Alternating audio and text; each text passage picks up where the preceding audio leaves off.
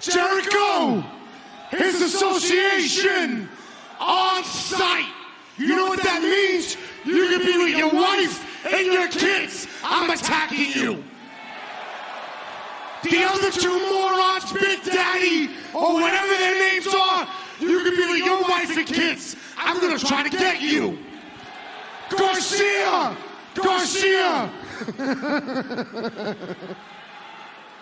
My man, I know where you live. You think I won't show up at your house, dog? So keep running on sight. Yo, I'ma lay this dude down like a sex position. I'm main event Max, he's X Division. So I'm sending you home. You not a tough guy, Joe. You just injury prone. And I'm bad for your health. Got that towel because you can't stop playing with yourself. And Tony, why we give this guy a chance? When we beat them in the ratings, he was their champ.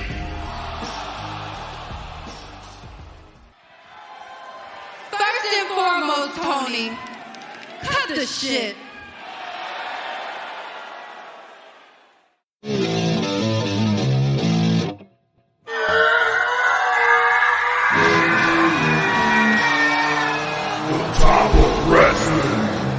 With your hosts, O.D.M. and the Professor. Good shit. Late to every episode. Late so much, I'm going to have to buy you a pregnancy test. Bob Rude. I want to be a podcaster. Yay! His mama named him Kenta. I'm going to call him Kenta. Dynamite drop in, Monty. That broadcasting school is really paying off for you. You're so high you don't even know it.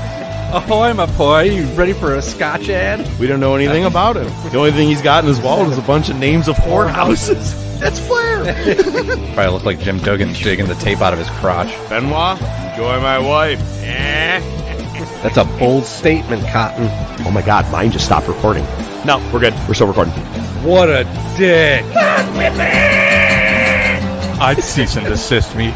I'd cease and desist me hard. I need a minute to recover off that. What kind of game is it? War games! Let a war game!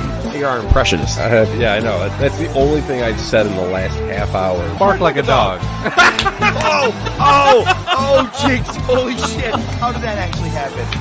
Here we go.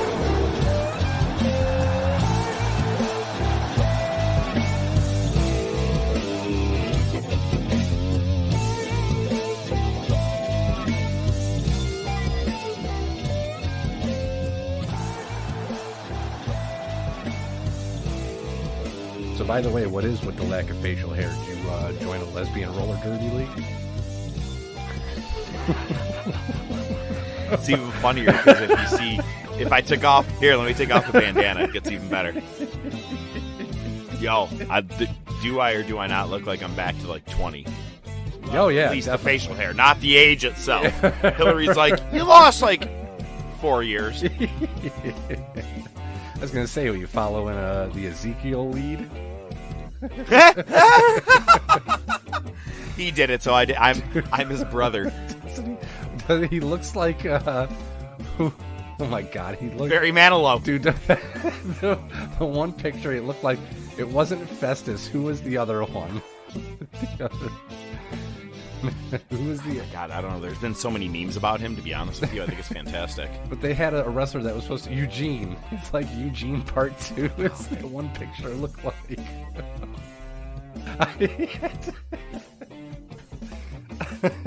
I'm not Elias. I'm his brother Ezekiel. Are you fucking kidding me? Come on.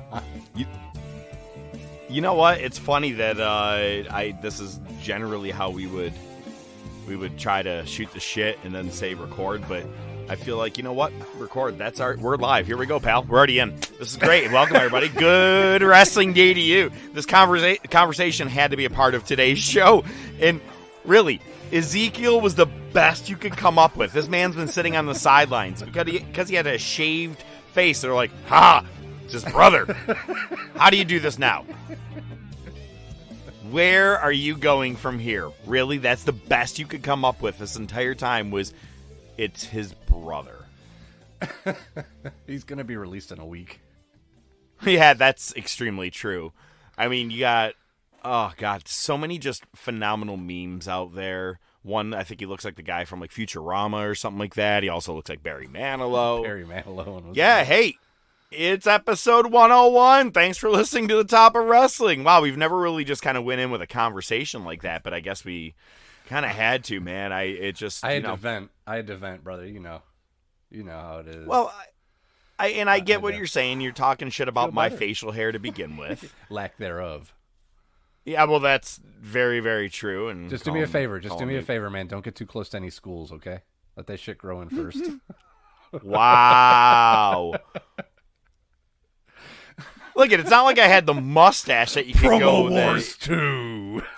Holy shit, for real. Wow. Look, I know you had a rough day at work, but don't take that shit out on me. I look good with the shaved face. You asshole. always look good. You Hey, always look good. on this show, I have facial hair. Just like Nightwing on this show, he's black. He's black? A black analyst? And why not? It worked in Blazing Saddles.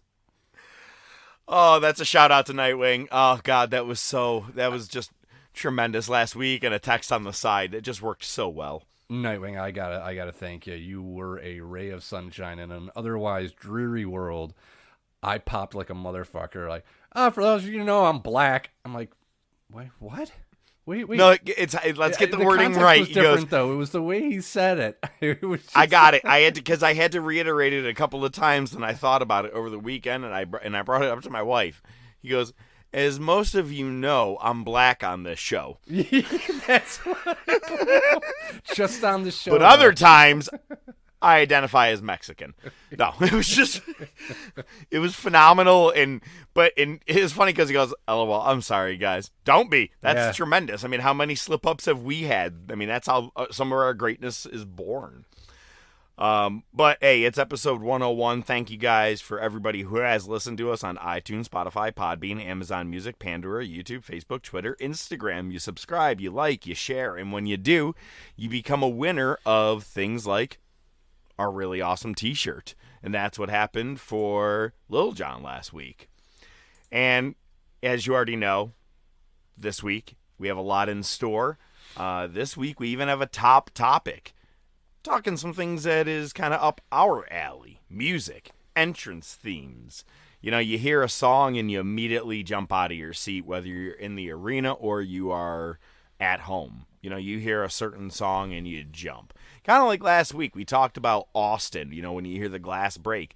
But Vince screwed it up at WrestleMania by popping the wrong way for Austin Theory's music. I went back and watched it, and I'm like, oh, pal. Yo, did you happen to see that? This is the first time I'm with him. Dave Meltzer gave the rating to Pat McAfee versus Vince McMahon. Oh, okay. No. Austin Theory. Okay. He gave a fair, I think it was like 3.5, 4 stars. I'm fair with that. Yeah. He gave Austin. I'm sorry. He gave the Vince McMahon versus Pat McAfee match -2 stars. And I go, wow, we agreed on something. Cool. Because the fact that Pat lost after a football to the gut, that was enough for me. But this week, besides our top topic, we have some news. We got AEW results and what's going down tonight. Each show seems to be like it's pay-per-view quality. We got Bring It to the Table, and of course, we have our Monday Night Wars. It's the go-home show for Revenge of the Taker. That's right. We get a little Marky, a little young professor. It was what would you call it? A student of the game at the time, right? The student before he became the professor. Yeah, I mean, you had the chance to get that far in advance. At that, well, yeah, no, I'd still say you were a student at that point. You quickly got to maybe teacher's assistant shortly after that. Yeah, I would say by probably high school years later on, about 18, 19, and you're like, okay. It's not like I thought it was still real back at the age of 14. Oh, that's right. But you weren't in high school back then. God. No, this is I was 14 at this time. Jesus. No, 13. 13. Because as you remember, it goes along with WrestleMania as to how old I was. WrestleMania just happened, so I was 13. Bingo. I did get to go a little bit in advance, and I did finally watch the Revenge of the Taker pay-per-view the other night in its entirety, and I sent you a screenshot of one thing, and I was like, just in case you need a little bit of a marker to look at where you could find me, here it is. Were you in that shot? Oh, you dick. No, I'm serious. It was on my phone. It was hard to see. I think because they showed a video. Yeah, I know. They showed Owen on one side, and then they panned to the other side of the ramp, and I looked to the left of Owen, and it totally looked like you. But it was small. That's it was on me. my cell phone. Okay. Why do you think I shaved myself today? I shaved I was going to just so say that it was you could weird see because what it matches. You the had the little buzzed kid that head was and you were yelling at him. shaved. Yeah, that's exactly what you look like. Yeah. I mean, I know that ever since you and I met, I've had facial hair. But yeah, at one point in my life, I actually didn't have it at 14. You know, it's funny. I was actually looking. This has nothing to do with the show, but fuck it. We're just going to talk because that's what we do. You know, my your profile pic in my contacts is a picture of you from Big John, his old house in Greece. Remember we did the steak cookout the one time in the backyard? Yeah. That's from that night. Oh, that was a good and bad day. I was drinking whiskey and gingers in like a giant Stein type mug. It was hot as fuck out. It rained. It did rain? And it was a charcoal cookout, and I left my bag of charcoal out in the rain for a little bit. Well, it was fine, and not a whole lot of it got wet, but the ground did. And everybody goes, all right, the count of 3, we got to go, and the timer's set. And your brother Nick was the judge. And you know who else was a judge? That boy. Well, I mean, free food, right? Yeah. Yeah, you know what? I will be a judge that day. How many different steaks? And it's funny because so it was 1, 2, 3, go, and I go to lift up my bag of charcoal, and because the ground was wet, the bag came up and everything just went right to the ground. That's happened to me before. Oh yeah. But I got second place, and your brother said, he goes, dude, the only reason you didn't take first is you were just late, man. He goes, you were a couple minutes later than everybody else. He goes, otherwise you could have been there. And I think you took first place that day, didn't you? Yeah. And if I'm not mistaken, isn't that not the day that I took the professor to school a little bit on technique for steak cooking? Yes, you did, because Big John was like, hey, you got to open this thing as many times as possible and flip, flip, flip, flip, flip. You're like, bro, do not even touch this thing. Leave it. Let it touch once. Flip. That's it. Leave this thing alone, man. I'm like, okay. Because I was a gas grill guy, not a charcoal guy. So, yeah, you took me to school that day. I do remember that. Good times, man. Good times. Well, you saw a very drunk and panicked professor. I'm like, oh, my God, all my charcoal's on the ground. Do I just put the steaks over it there? Yeah, right. Just cook it on the ground. Oh, my God. That was a good day. I do remember that day very well, too. And then not. All right. Let's get into some news. You know, it's funny. We always get into, well, who was released this week? Well, this one, good. Yeah. That's at least the theory I'm on, man. I'm going to be this way. You know, let me just begin by saying, you know, we had a conversation on the side, and I'm glad I'm remembering this now. So, first, Nash Carter was released by the WWE, and Kimber Lee, I always hate to put that space there. So they were together, and we're going to go ahead and say couples abuse. He abused her, and she put a picture up of herself, swollen and bruised. Yep, fire him right away. And I know that Nightwing on the side, and this is not to blast him in any way or on his theory. You know, we were just talking part of the it out. discussion. Yeah. Right, and he was like, but it sucks because it looks, he goes, he's not innocent until proven guilty. I said, that picture kind of said enough, and she went as forward as that. If he wants to go back on her for being fired and money he could have made, if it's proven one day that he didn't do it, fine. Now, the Enzo thing, all the way back, it was just a tweet allegation, right, with some words and stuff, but for me, I don't know, the visual kind of hit it home. It's like, yeah, I'm sorry, WWE had to separate themselves from it as quick as possible. Yeah. What's your take on this whole thing? Yeah, no, I'm with you. I kind of side with both of you. The visual definitely taints things, right? Because now you have something. And I do agree with Nightwing that it's innocent until proven guilty, and that there are people who will go out there and just say shit just to get attention and will tarnish somebody's reputation. Now, which one is it in this particular instance? I have no idea. I thought it was kind of weird that the tweets that she was putting out, it seemed weird, but you know what? I've never been in a victim of abuse like that. So I don't know what that mind frame is like. So I'm not going to judge her for that. If these allegations are true, I certainly good for firing him. First off, that's the good first step. Hopefully she's able to get away from him and never is in a position like that again. It's not a good situation at all. It's just not cool. Like you said, that visual really brings it home. And that's like, and it so comes about around WrestleMania weekend, right? Is when this around it happens. And I'm like, it hasn't been said if there was alcohol involved or anything, but it could have been, just a dispute in something or however it escalated. But this was the result of it. It's funny because we say that it should be innocent until proven guilty. They say it in the beginning of every Cops episode. They say it all the time to you. But let me ask you something, man. Are you innocent until proven guilty? If someone said, yeah, John Doe over here, he murdered someone. Okay, well, John Doe's sitting in jail. He's guilty until proven innocent. And something in this exact case, you're kind of guilty until proven innocent. And I understand what the textbooks say and what our Constitution, all that, but fuck that. We both know the truth is that it's guilty until proven innocent. Right now, in this exact situation, he has to prove that he didn't do this. He can't walk around and say I'm innocent. Well, that's certainly the way things are now in general. That's what I'm getting with at. Social media. Yeah, you're guilty until proven innocent. I mean, that's just the way it is because anybody can say anything. And sometimes it doesn't stick. There's definitely instances of trolls going out there and just saying, oh, this person's a toucher, or this person did that, or this person did that. And then it all subsides because there's no validity to it, right? There's no smoking gun. It just dies because it is just some troll.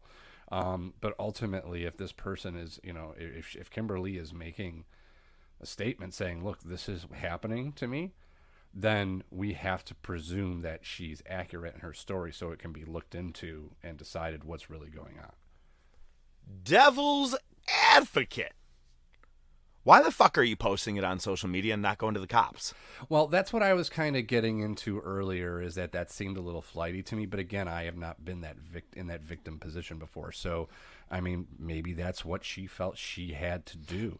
Yes, I agree with you. But that's the issue with this social media world, is you feel like you have to get a following behind you before, and here have people go, oh, God, dear, you should go get a cop and blah, blah, blah, blah. But maybe that's what she needed. But did you? If you had the balls to post it, then you have the balls to go to the cops.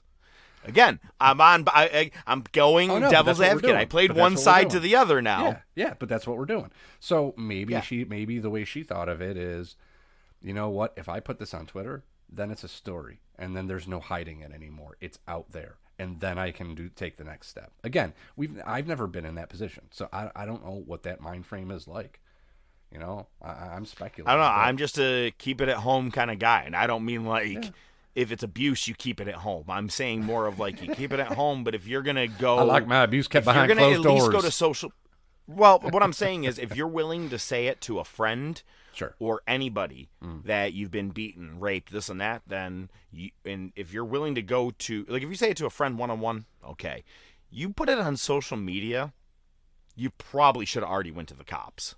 Is all I'm personally saying. I see both sides. It's a mess. It's a mess. And because of all of this, he is released, and now his partner is also stripped of his tag team title, you know, because Lord knows he had nothing to do with this unless it was they, you know, did attack. Nah, that's not right. Anyway, so tag team titles are vacated, and it said that what would have been last night, that there is now a 5-team gauntlet that is going to determine your brand new champions. I don't even know what tag teams are left.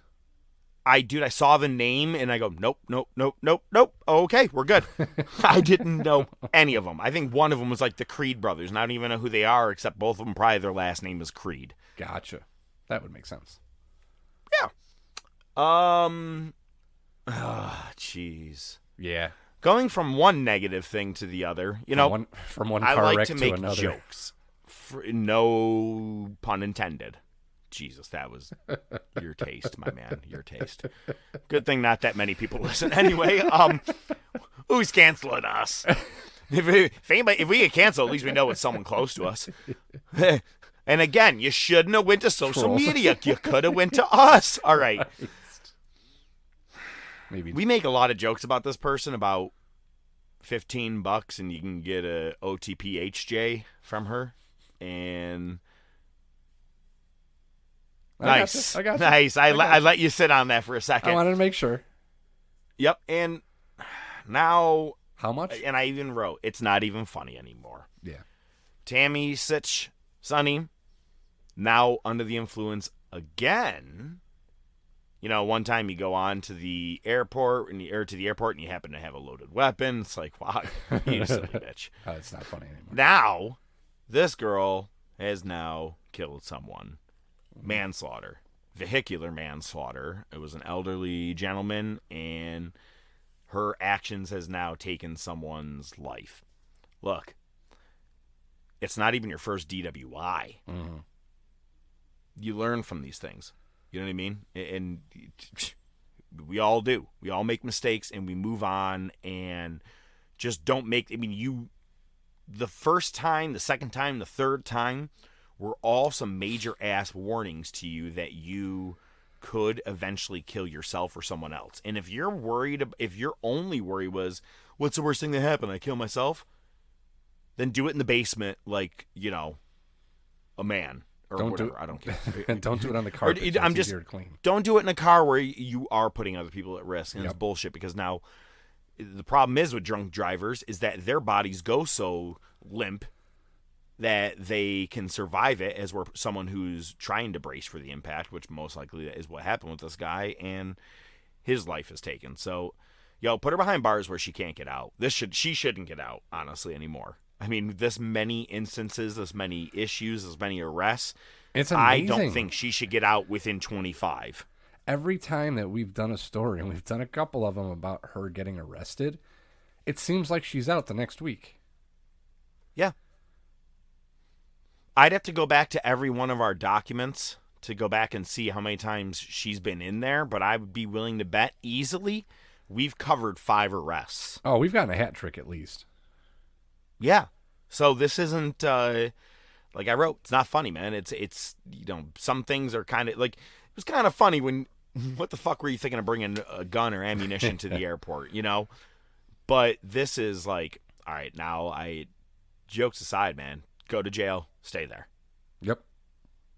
So, girls not learned their lesson. And one more piece of news that I had actually done a little bit of looking into. I'm sure you have some news that you'll be bringing. So, MLW. I mentioned that they were going to have MLW intimidation games on Thursday, the WrestleMania weekend.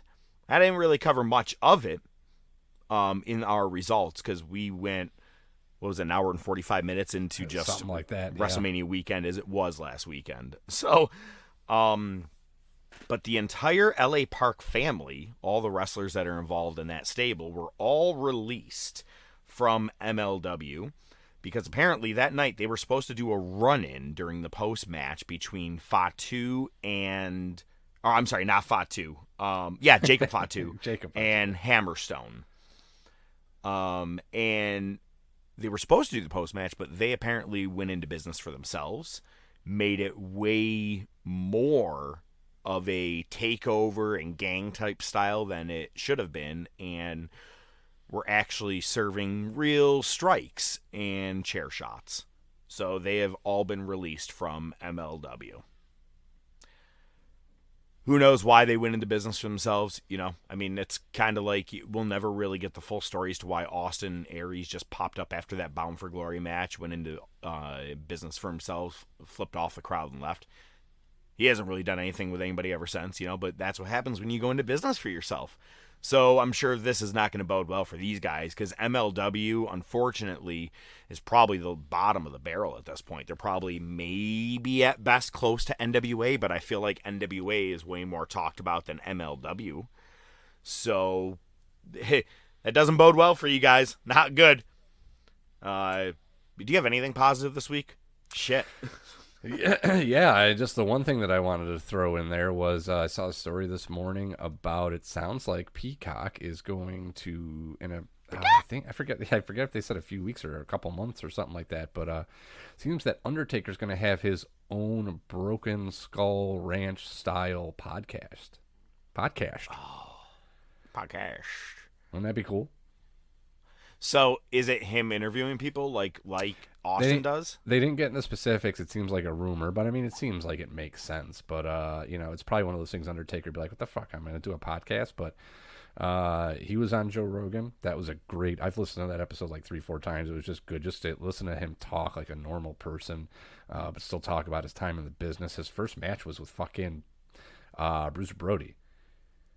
Yeah. So I mean, to have him run a podcast and just have conversations with people, and I'd like to see it just be not just wrestlers. What I would like is all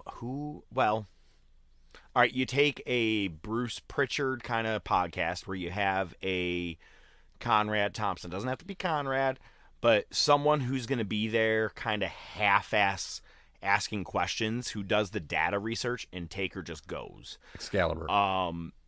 Exactly. But you go in order. So then you're doing kind of like, I love listening to the It's Always Sunny in Philadelphia podcast. Or I actually like, if you're a fan of The Office, there's a thing called The Office Ladies. And they go in order from pilot to episode 2, 3, 4. They go 100% in order.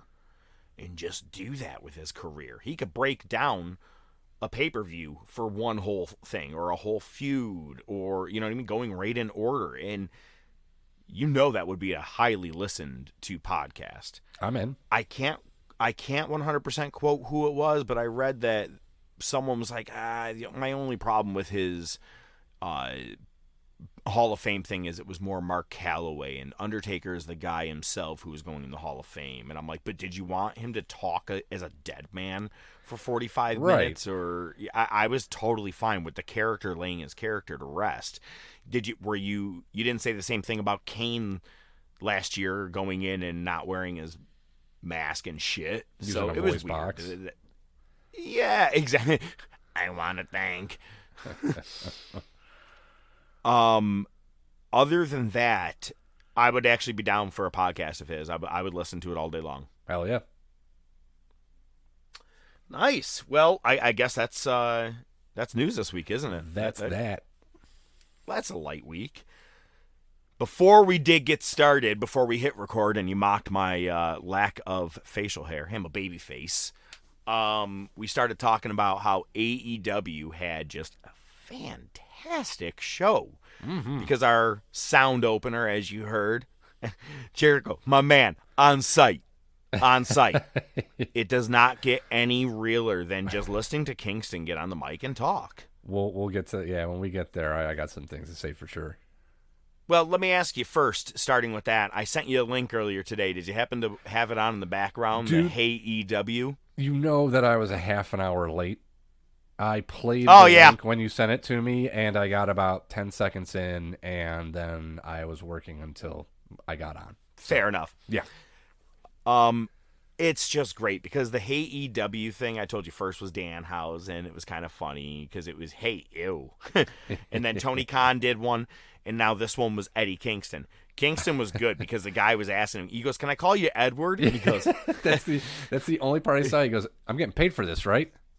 No? Right, but then every time the guy asked him questions, like really stupid questions too, but he was doing it. It was like the guy is himself playing a character, this podcasting announcer, right? And Eddie looks and he goes, "I know you all are laughing here, but really, I can't stand this guy right now." It's hysterical, and I'm like, they were like, "Just run with it. Let's see how long you can go until we piss him off." I loved it. But yeah, that's how he opens our show this week on site. But yeah, we'll get there. They open with a match and they were like, "It's a first time ever. Adam Cole versus Christian Cage." I was like, but we've seen it. Whether or not it's been in a 6-man, we've seen it. But, okay, I was still in. It was a good 20-minute banger. It was a great, solid match between Adam Cole and Cage. And, of course, you knew that Adam Cole was going to win. Now, why don't you take me through what happened afterwards? Because now I'm already kind of bored. Well, it's pretty much what you expected. As soon as Cole wins, Red Dragon runs down. They start taking the boots to Christian Cage. And then, naturally, a boy and his dinosaur come down, and they make the save. The best part was as they fought off, Christian Cage just went to the back. You just see Christian Cage walking. He's like, all right, I'm going to the back now. He starts walking towards the side of the ramp. They save him, and he literally was like, well, thanks, guys. I'm out. I'm going to take a shower. Yeah, and then if I'm not mistaken, was this the segment where right afterwards Adam Page came out? Was it this segment? Okay, yeah. Yeah, this is where I'm bored. Yeah, so Page comes out, and he just like storms down to the ring, gets right into Cole's face, smacks him. I didn't like that. I didn't like Cole not fighting back, just getting slapped and leaving it at that. That kind of bothered me a little bit. You know? I agree to that, but I will say it was the only part I liked out of Adam Page this entire week was getting right in the face and being like, look at me, boy, and slamming his head like in the air, like just kind of giving a good shove. I was like, ooh, okay, I'm in. Little fire. But, go ahead. Why am I bored? What's happening this Friday night? Excellent work, Monty. Yeah, I don't know. That was a hell of a setup. Adam Page challenges Adam Cole to a title match. He goes, since we're going to be in Garland, Texas next week, how about you and me for the AEW title? We have some cowboy shit in a Texas death match. Okay, let me tell you something. Didn't we already do this? Thank you. 5 Texas death matches in a week is too much. It doesn't make sense. You know, you had one already with Lance Archer. That was the last one that you just had. Now you're going to have another one with Adam Cole. Is this your thing? Is this what you're into? I'm not into it. No. I would not you. I meant Paige, but I'm more like, why didn't you?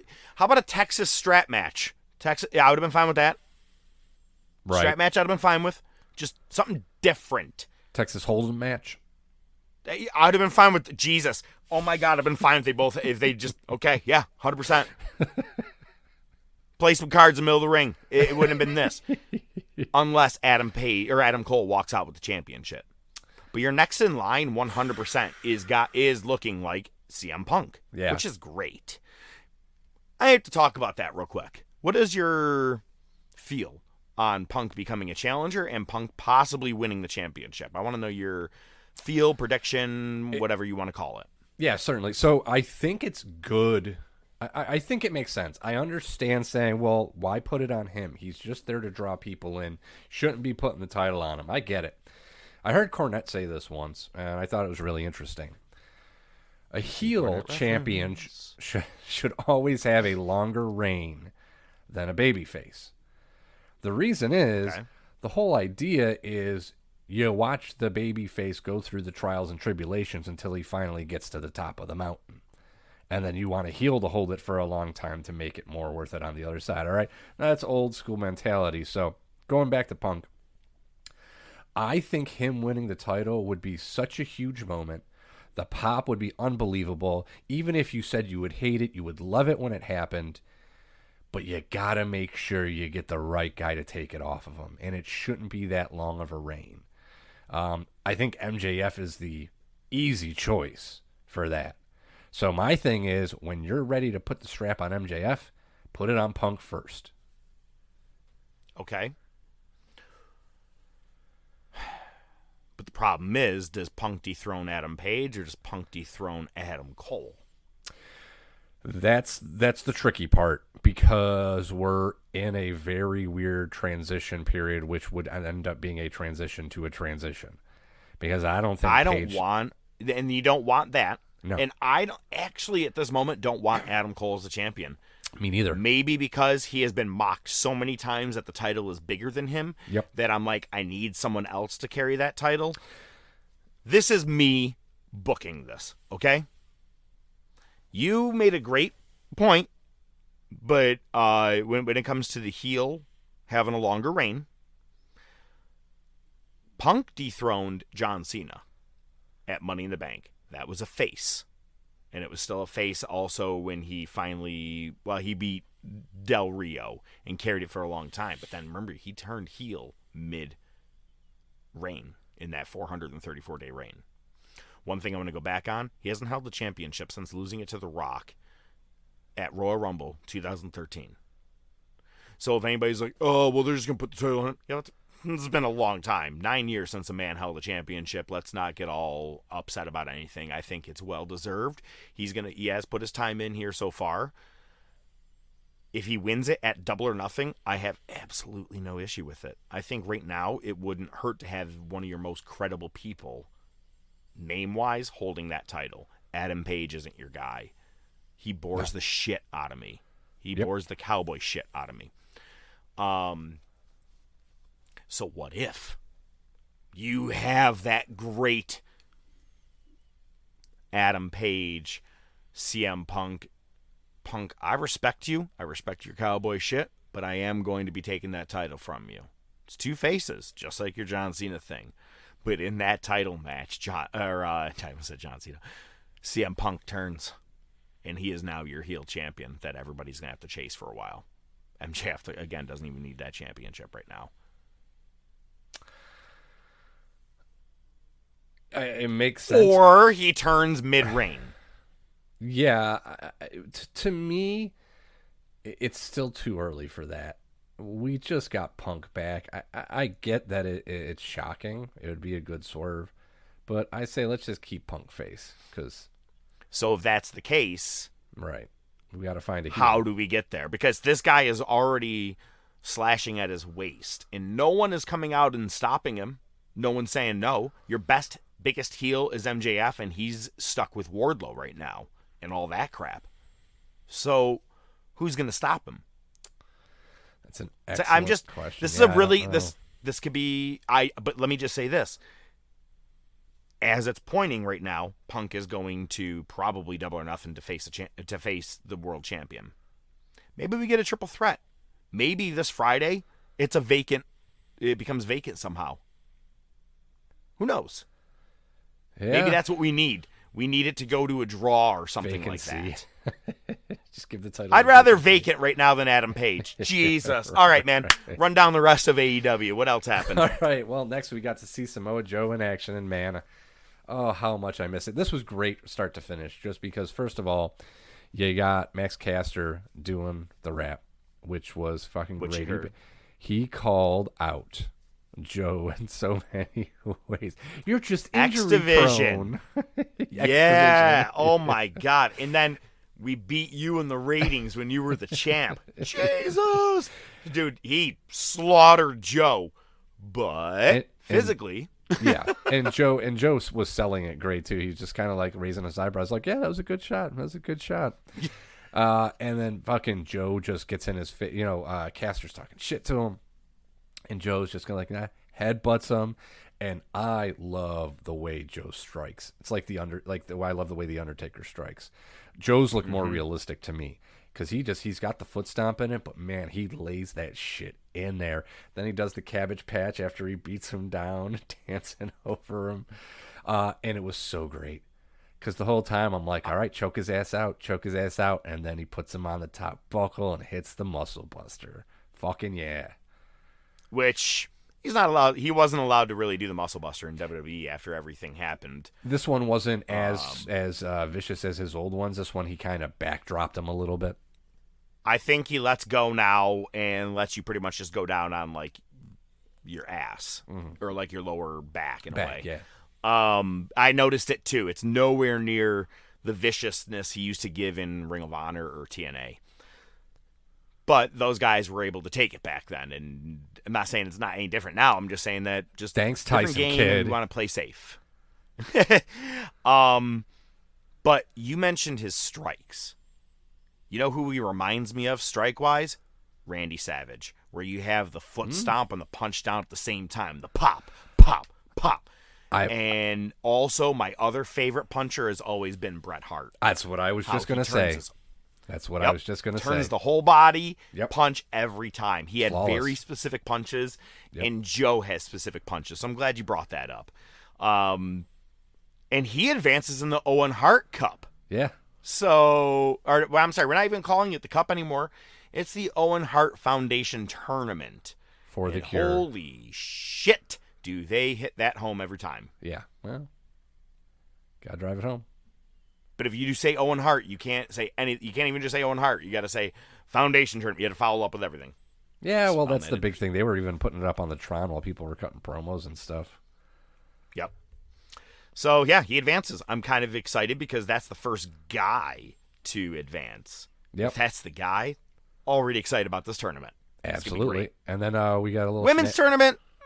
Yeah, well, we'll get to that in a second. Yep. So, after the match, Jay Lethal and Sanjay on the Tron. I forgot all about this. Cutting a promo. Basically talking about how Joe, ruined his moment at Ring of Honor. And he said next week he's going to have a big surprise for his mentor. It was cool, too. He recalled him his mentor. So, I called your phone. You didn't answer. It was pretty good. I liked it. It wasn't too bad. So, man, I pride myself on trying to make sure I give the exact right history. And I left out one tiny key. So last week I was like, Jay Lethal in the ring with Jonathan Gresham. And, he mentored Gresham. And I go, and out comes Samoa Joe. And I never mentioned that Joe was the mentor to Lethal and how awesome that moment all pretty sure you did. Together. I didn't say that he was Lethal's mentor. I checked. Because I went back to double check and I go, when it was during the editing, I realized it. And I was mad at that because I was like, that was my main point. Because I love that it was the trifecta of mentorship. But yes, Lethal does call it out on that. So that's happening tonight. I'm interested in this. That's cool. Absolutely. Next we get Captain Sean Dean against Sean Spears. You may remember Captain Sean Dean has previously beaten MJF. It was one of those fluky roll-up things, I think, during the Punk feud. We haven't mentioned this yet, but at ringside all along the barricade. No, this is the one where Punk came in and gave the GTS to Sean Dean, and MJF earned his first loss of the year. Yes. They've got signs. They look like wanted signs kind of on the barricades. It's for Wardlow. It says, attention AEW security, do not let this man enter the building. Fucking hilarious. So, yeah. And what happens is all of a sudden MJF gets on commentary, just talking shit on Shivani, and Excalibur is so great. He is, we beat it to death. It's worth it. He's the best. But then you get like the old school WWF. I'm getting something in my headphones. Can we go to the back? What's going on? And Wardlow, dude, this is like a movie. Like, if they would have filmed this a little bit better, they could have turned this into John Wick 4. This motherfucker just comes in and starts murdering people. The first guy he throws over the equipment box, it was dope. The next guy he grabs and slams into by the throat into the lockers like 3 times. It was fantastic. And then the real cops show up and actually hold him back. But the distraction is enough for Sean Dean to actually beat Sean Spears. The real cops. Well, the real cops. They actually had the uniforms as opposed to the guys in polos. Yeah, I've seen a girl wear a police uniform once too, but she took it off. You want to call her a cop? Boo! Anyway, I want to make a prediction on something here before you go on the rest of this thing with Wardlow. So they mentioned last week we had these 8x10 posters or pictures up about Wardlow. This week it looks like they're 10x16. I am calling it. We are going to get up to weekly. It's going to keep expanding, and we're going to end up having like giant fucking banners that say Wardlow is banned from the arena. I'm telling you, it's going to be huge. It's going to get bigger and bigger each week, and I love it. If that's the exact route they're taking, it was my first thought. Once he goes, well, it's bigger this week, I go, oh, God, please make it bigger and bigger, because every week he keeps coming through and destroying the piss out of every security guard. I love this. Keep this going. I think it's funny. Yeah, and I really do like Wardlow. We've been putting him over since day one, I feel like, and I'd like to see his promos get better. I don't know if I want him with a manager necessarily, but keep making him look like a beast, man. I think ultimately we both have already said he's going to lose to MJF, but that's fine. But not every big guy or every person needs a manager or even really needs to talk. I get it that you have to be able to talk. He could talk decently enough to get on the mic and go, MJF, I'm coming for you. Man, a little words, that's all we need. You know what I mean? Other than that, he's been great. And right now, the more that he's not wrestling and he keeps getting blackballed by MJF, the more over he is by the crowd. The crowd goes nuts every time he starts destroying people. I love this. It's a perfect build. Absolutely. Well, next let's talk about what we want to talk about. On site. We go to the back. So earlier there was a promo. It was somewhere, earlier in Dynamite. There was a promo. It was the Blackpool Fight Club. And Regal is standing there, and he's looking at where the TV's supposed to be, but it doesn't look right. And it was kind of hard to figure out what it was at that point. And he's kind of like touching it, like, that's weird. And they do their promo. And at the time, I'm like, yeah, but it doesn't look like there's a TV. It looks weird. I found it so weird. And even Moxley did like a weird thing, how he even leaned into the mic and he was looking around like he couldn't tell where the camera was. I go, what the fuck is up with this promo? Then you're right. It makes sense later. Yep. So we cut to backstage, and Proud and Powerful and Kingston are beating the shit out of the Jericho Appreciation Association. And as they earlier in the night. Yep. So they show them powdering to the parking lot, and Kingston has the flat screen TV that was once mounted there and just throws it at him. It was so great. Hager comes. It was awesome. Hager's comes speeding around, opens up all the doors. They all get in and drive away. And then we get Proud and Powerful and Kingston come into the ring. I'm going to get one of those Proud and Powerful shirts, man. I like it. I'm going to get one. Oh, dude. And Kingston does Kingston. He is on fire, calls him out, and he says, on site, he explains, and he goes, Garcia, I know where you live, dog. You think I just won't show up at your house? Your wife, your kids, on site. Jesus. On site. And the best part is, man, as much as I absolutely love Ortiz doing the Tiger style thing, as much as I love that, he stood still in the center of the ring with his arms crossed, got on, called some people up, and handed the mic back. Then they're walking the ramp back up. He just looks into the camera and he just goes, the best. Didn't scream. It did. Oh, give me more. These guys should be running roughshod over everybody. It's a different feel of him. At first it was he's the Rottweiler of the group when it was all five of them in the inner circle. And now you screwed him over. You stab me in the back. I'm pissed off. And now in the way you're right, how he just stands there, I'm like, it's a completely different demeanor of Ortiz. It's perfect. Santana, excellent on the mic as well. Oh, so it was a perfect promo. And they're all facing each other tonight in a 6-man tag. Yep. Awesome. Not as much as the next match.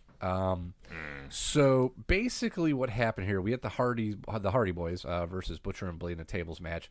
But basically what AEW did was they said, how can we maximize the amount of time somebody goes through a table without ending the match? And the way that they did that was they made it elimination style. And another stipulation where, it has to be an offensive move that puts your opponent through the table. So if you miss and you go through the table, that doesn't count. So they probably got about, a dozen table breaks in this match. And it was weird because Jeff Hardy was the first to get eliminated. He disappeared, and then he showed back up to make the save because, it's no DQ, so the guys that got eliminated can still interfere in the match. Interfere's fine. But he actually did an elimination. Exactly. And they called it. And I go, called it. Yep. What? Yep. Look at, maybe if you never eliminated them, if you did them consecutively, they have to go through consecutively. I've seen WWE do that in the past where in order for this tables match to happen, both guys have to go through consecutively. Right. Which is cool because that's another way of doing the multiple. If you want, you can get past the offensive thing, which was stupid. Just consecutively. So if you miss the swanton and you go through, you went through a table.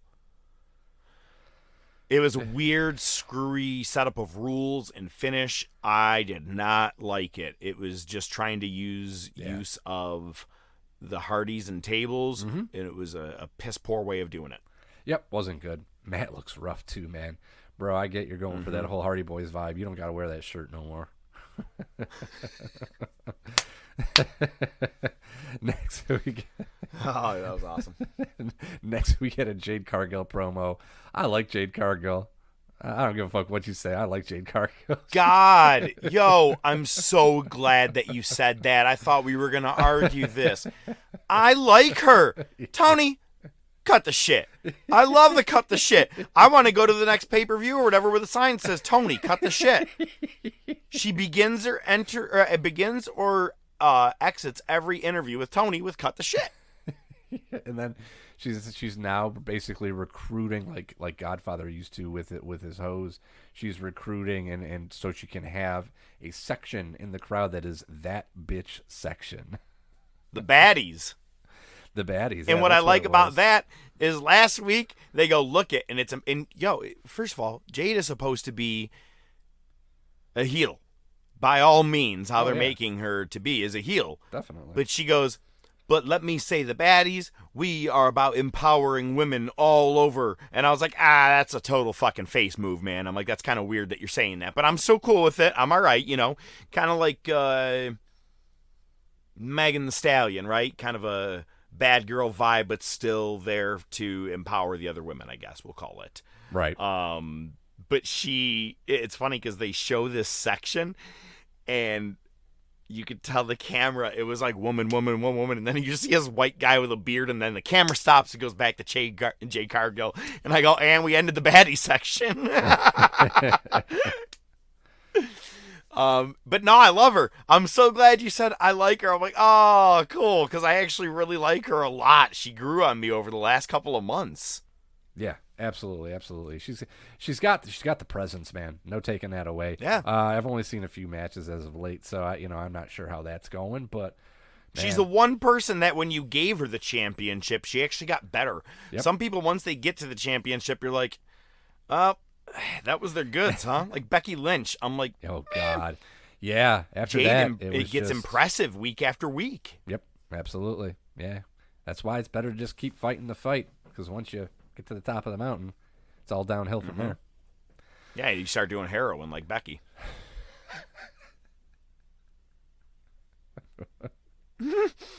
Ziggy played guitar. She was seeing spiders, all right.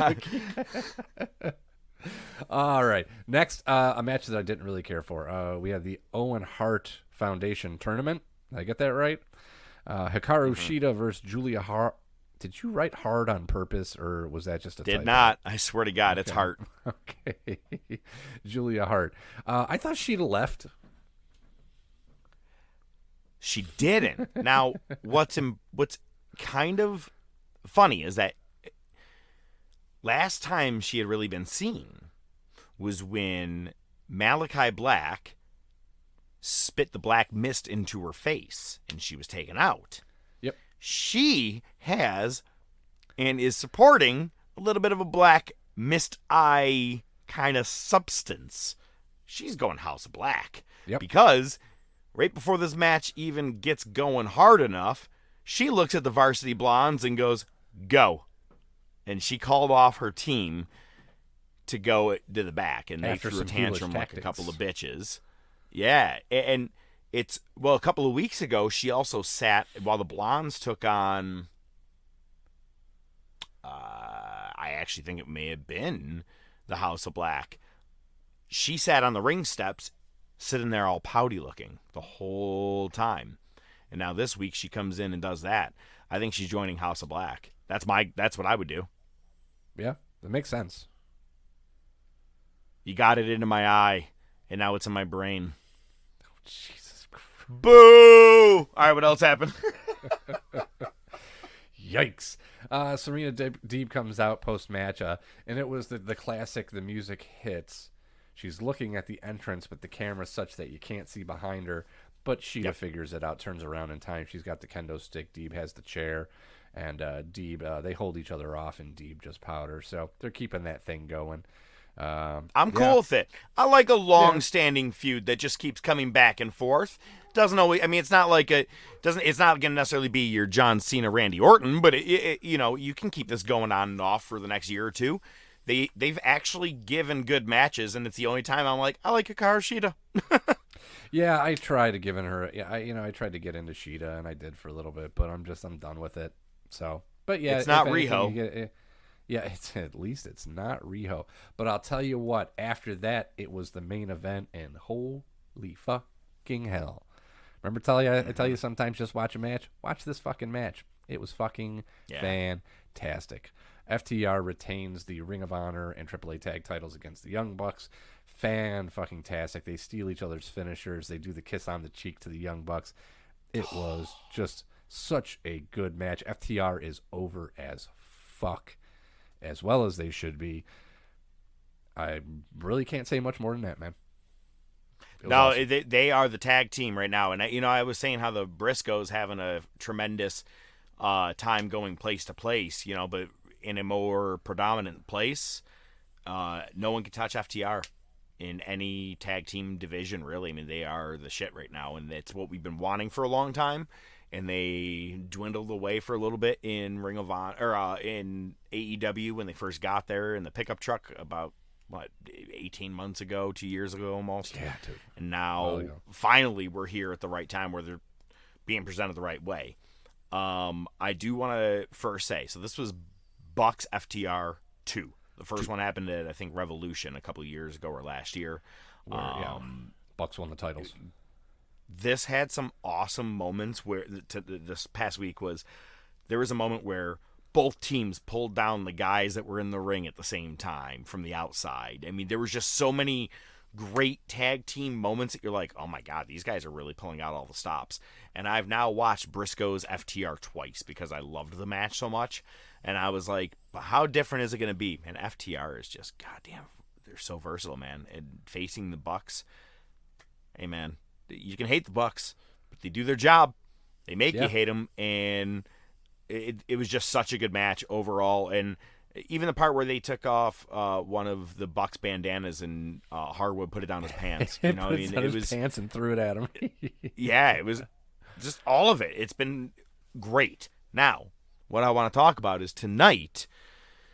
There has been some tweets I've been seeing, and the Ass Boys or Ass Club have been tweeting some things out, and Punk had made mention, he's like, I'll fight your whole goddamn family.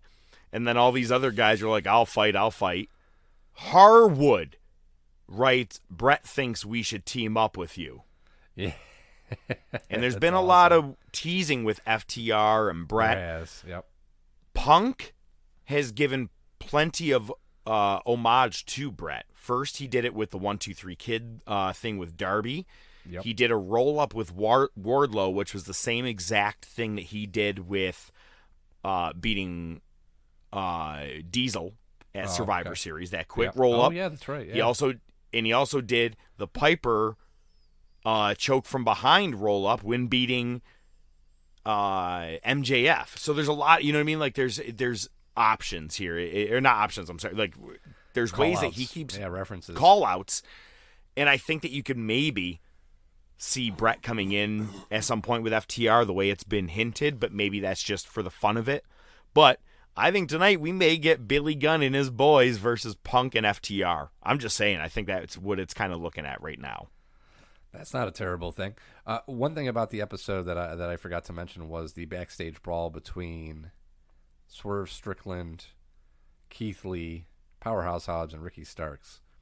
Yes. And Keith Lee's like almost spearing Hobbs through an obviously gimmicked piece of drywall into another locker room, which was just fucking a great visual.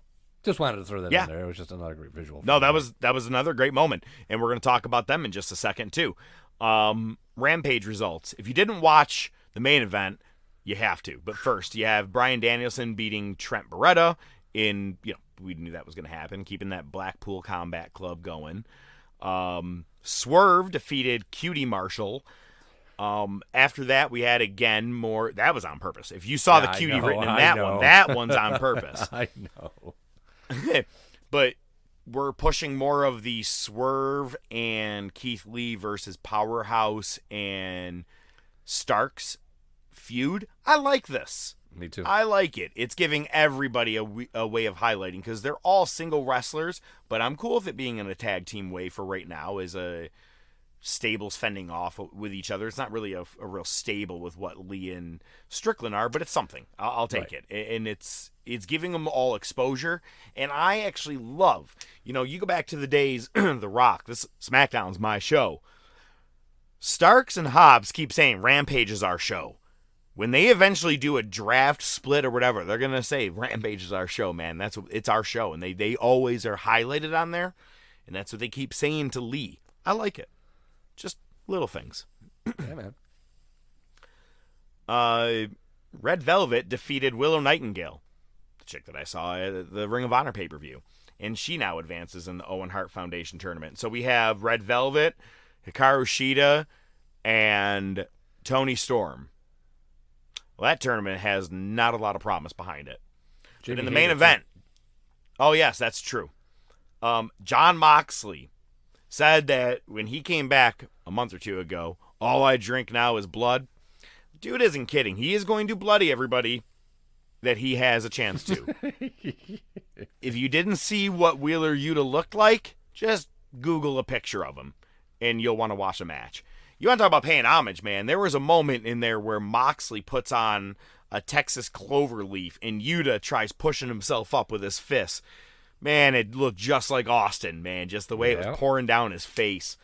But Yuta gets the respect, the handshake from all three members. Looks like he is a part of the BCC. I'm in with it. I like it. In what better way? I mean, he had to face all the guys, and one thing that didn't make it to air, but is shown on some, what do you call it? Some pictures that I've seen. Danielson puts the Pure Championship on Yuta for him, kind of like a sign of respect. I did see that. Yeah. I'm cool with it. Hey, his name's out there now. Between winning the title and what's going on with this stable, it's on him now. You're getting the opportunity here, dude. Make it count. Because I'm interested. I want to see what comes next. I like Wheeler Yuta. I didn't care for him when he was a part of the Orange Cassidy gang, but now that you're in this, okay, and you showed that you could go pure wrestling rules and beat the best. He did. Josh Alexander was very, very highly, he's just awesome. Is that who he beat? I think that's who no. Yeah, that's who he beat. But then going against Danielson and then going against Moxley and taking the beating you did, he had moments where he almost beat Moxley. It was awesome. So, yeah, you're right. You got me in. Tools are there for you. Just do what you need to. Being with Regal, that's all the better. I love it. Hell yeah. But what you can expect tonight on TBS is you got MJF taking on Captain Shawn Dean. So this will be their second match. And I think Wardlow's going to screw over MJF. I think Shawn Dean's going to go 2-0 over MJF. I think it's just kind of a given at this point. We get that six-man, Kingston, Santana, and Ortiz against Jericho, Hager, and Garcia.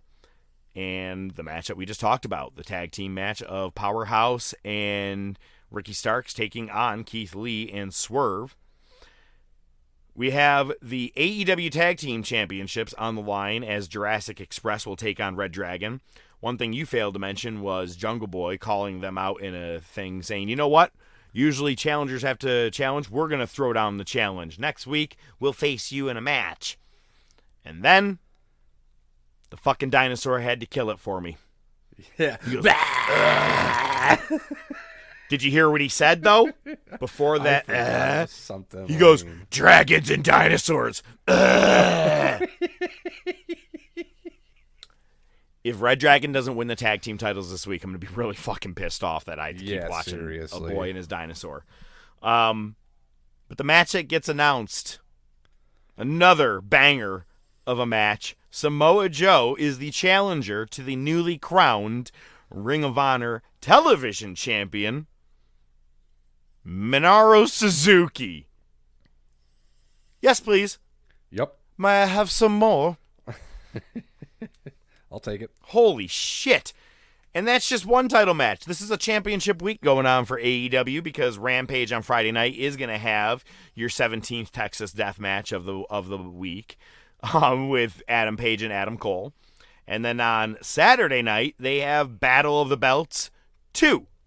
First one was kind of a wah-wah because Cody got COVID and that whole thing kind of went weird. But you got Thunder Rosa taking on Nyla Rose. Maybe we get a 2 out of 3 falls match with the tag team titles. Something gets pushed. I mean, unless this is where you put Jade Cargill and probably Maria Shafir or Yeah, Scorpio Sky and and Sammy Scorpio Guevara Sky. again too. Yeah. I'm over that. That's, oh my God. I saw a meme online, or it was like a thing, it was like a poll. Which do you like better? Sammy Guevara and Ty Conti or Graves and Carmella? Because both are just nonstop making out on TV. I was like, I like the skip button. There's a thing, because Tay Conti came out to help him with the placards, the signs during commercial break. And there's one where it's photoshopped and it says, AEW paid for us to overdub the booze. Did you hear that Khan is like, there's bots out there that are saying AEW is bad? Oh my God, that whole thing's batshit insane. And then Becky basically retweeted the whole thing, except it was people booing Becky or just bots. Who would pay for such an elaborate thing? It's horrible. But also this Saturday night, quick mention, we do have New Japan Pro Wrestling will have their Windy City Riot, which will be in the Windy City. That's right, in Chicago. And it's Jon Moxley in the main event against Will Ospreay. Jay White is facing an unknown person. We don't know who's going to show up. Talk about another banger. Tomohiro Ishii will be taking on Minoru Suzuki. And then we have the New Japan Strong Openweight title, which is on their Strong Evolve show. And that's Tom Lawler taking on Yuji Nagata. This one was one of the main reasons I put this in here. I thought you'd be impressed with this. We have the Bullet Club, which will be the Good Brothers with Chris Bay, El Phantasmo, Hikuleo, or whatever, however you say it. Hikuleo. And an honorary member of the night, Scott Norton. Holy shit. Yep. And they're taking on the United Empire, which is going to have a bunch of guys. Whatever. Don't really care. I just thought it was really great that Scott Norton is going to be a part of the Bullet Club for the night. That's I'm like, insane. Yeah, it's kind of like, well, you're one of the OG NWO members. You kind of just fit right in. It's kind of like Meng or Haku. You know what I mean? Yeah, right. Yeah, you're in. Yeah, man. Other than that, when it comes to the whole, oh man, now I know what I wanted to bring up. Last week someone wrote online because Corey Graves and Carmella apparently tongue fucking each other. First of all, this is the worst Monday after Mania ever. It was. I read the results and nothing even looked like I could have even gotten excited about anything. Cool. It was all right. I've seen that promo in AEW time or two where he cries and talks about his family. I need my brother. The funniest thing, but the funniest thing is that Carmella and Graves, they kind of made out hardcore, and then they got married this past weekend. And one of the best tweets that I saw, and I shared it to you guys, someone wrote, yo, there's a live sex celebration on Raw tonight. And they go, man, they're really pushing Veer's debut really hard.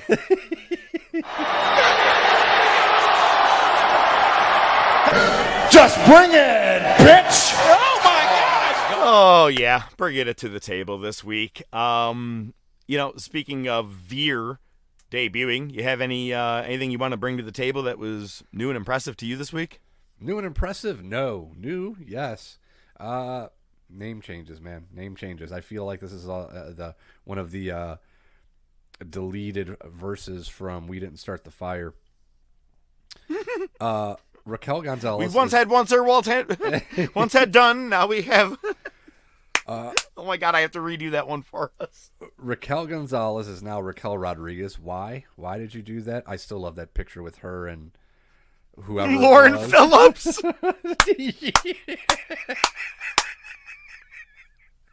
I've seen that one. I mean, I don't know, some tall redhead. Subtle. Oh, sweet baby Jesus. Yeah, that one did, man. You know, obviously, Walter is now Gunther. Marcel Barthel is Ludwig Kaiser. Pete Dunne is Butch, and Elias is Ezekiel. What in the fuck is going on? Pick a fucking name and stick with it. Yeah, it's funny because I saw the other day someone was like, yeah, well, you know, how dare they change names? You know, what happened if Cena stayed Prototype and Batista stayed Leviation or whatever, however you ever say his name. Leviathan. I don't even know what that was. Is that what it was? And I'm like, okay, that is a good point. However, yeah, but that's different. FCW was not televised in anywhere other than Louisville, Kentucky. So right. You had a very small base that you were dealing with. You put them on the network for several years as Pete Dunne, Walter.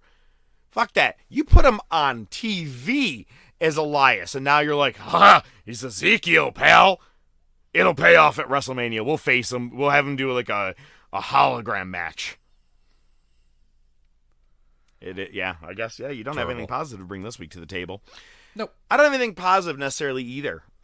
It's kind of a negative. You know what I miss? WWF Magazine. You know, I mean, for a while we still had the dwindling pro wrestling magazines that were in there, the almanacs, things like that, but they all kind of went away because we have the dirt sheets. And it sucked because I used to look forward to monthly going into Wegmans and seeing if they had the newest magazine. And it's funny because what brought this to my attention was I used to have a giant. I still do. It's in storage, but we're talking like hundreds of wrestling magazines. And I have, you know, WWF Magazine. Then they also have WWF Raw, which we're starting to see that they're promoting on the Monday Night Wars now. And I even have what you used to get at the thing, man, WWF Program, where when you went to the Rochester War Memorial back in the day, they handed you a program for the night. So I got all those, man, and it's a shame that all that shit's gone to the wayside, especially the magazine, because they used to have a guy in there that was giving you a little bit of dirt. Is Brett going to turn on this, or is Sean going to turn on Marty at some point?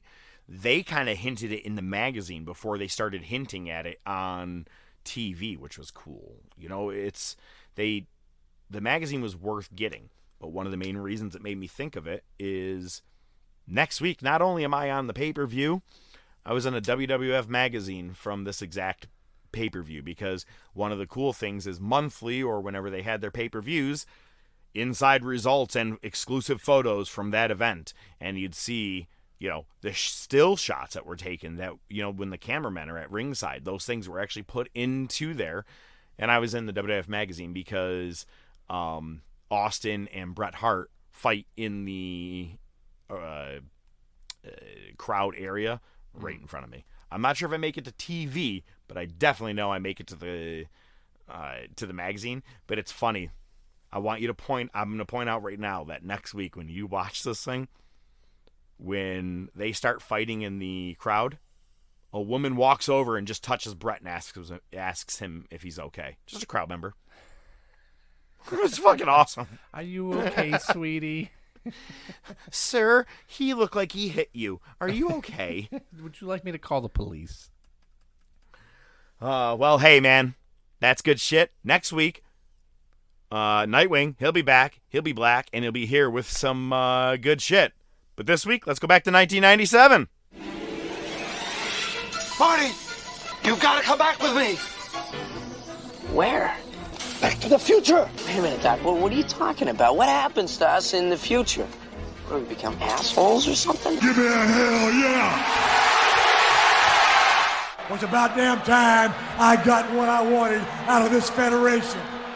Because you and Gorilla have seen fit to hold me down as long as you can. But the bottom line is, you can't hold me down no more, son. Nobody can. You really know how to apply leverage, don't you? Hey, Bret Hart comes out here and says I've been screwed by the WWF. He says I've been screwed by Vince McMahon. Well, you ain't been screwed yet, Bret, because you ain't been screwed by Stone Cold Steve Austin. And you can bet your that's what will happen. which I'm up to here with, and I'm telling them all to come on. Come on down to Charlotte. The next pay-per-view, we'll take on the whole batch of you. They come out, they're in spandex, right? They got Eric Bischoff with Rodman t-shirt on, going, I'm too sexy for Dennis Rodman, too sexy for Pee Wee Herman. Well, the rest of the NWO are in spandex, just jumping out of the closet. Oh, my. Heck, I'm going to go back in the closet and see what's so afraid in there, man. They call him the Godfather, Old Baldy. I'll tell you what, if I'm in bed and there's a dead horse's head in it, I have a barbecue. Hang on. And by the way, I only know that her name was Lauren Phillips just by reading. Oh, So yeah, it was the Monday Night Wars. It is April 14th, 1997. As you already heard, things are heating up because Austin got what he wanted. He's finally going to get Austin in Rochester. And yeah, I'm excited. So let's break down everything that happened. And just completely omit everything I just said in the beginning part of that. Go ahead. Don't worry, I've seen that one too. April 14th, I seen him. I seen it. I seen it.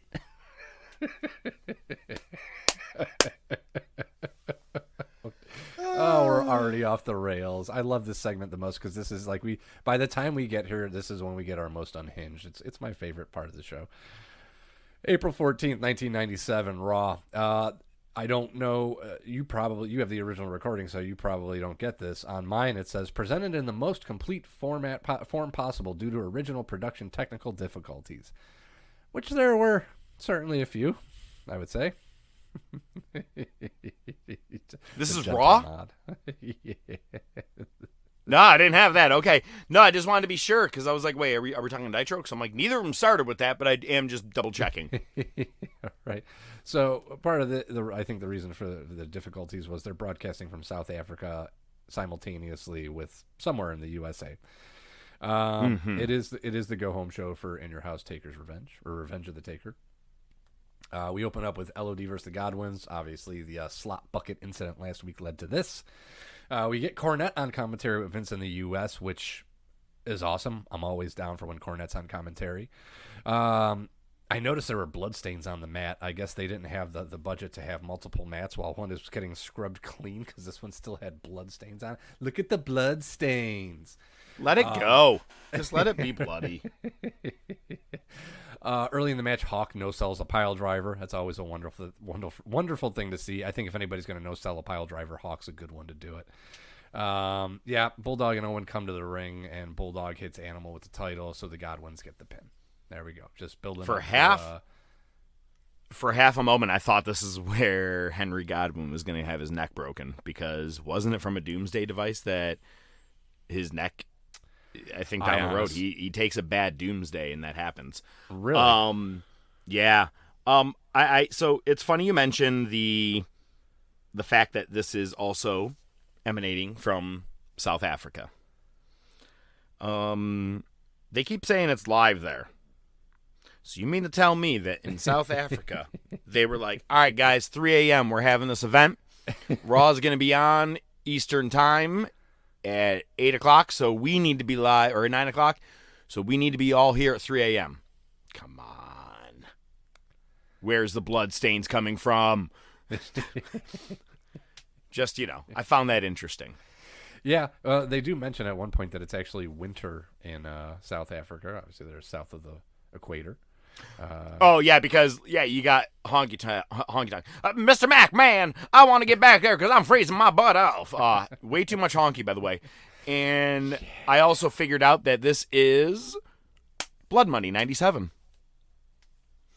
Yeah. It's kind of like their Saudi Arabia thing, right? I mean, yeah. And I'm not just saying because of that. Apartheid. I'm saying because of the General Commander that comes out later. The General.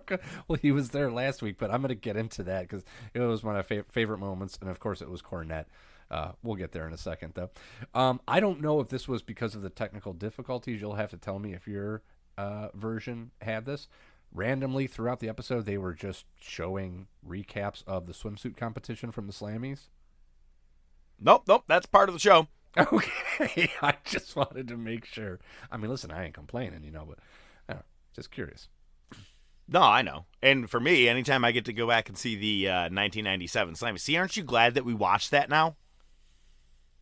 You're welcome. Otherwise, you'd be like, why do they just keep showing these women in bikinis? Not that I'm upset about this, but where is this from? What did I miss? I could have been watching this. Maybe I could have voted. Maybe I could have heard, McMahon's got plenty of nuts. Ted Turner don't. Oh, boy. Okay. I wish I could rip up this segment. Next, we're back to South Africa. It is Jim Ross and Honky Tonk Man, as you mentioned. We get a recap of Jesse James destroying Honky Tonk Man's guitar. I love how the look on Honky Tonk's face when he smashes the guitar, he just looks at him like, why would you do that? It was just I can't believe you just did that. I got to give him that one. It was a good one. Yeah, it looks like shitty home video. There's like no commentary through half the match. It was cool to hear more of the ring and the bumps. I thought that was kind of cool, so that was all right. Very live effect is what it felt like. Being in a live arena and no commentary.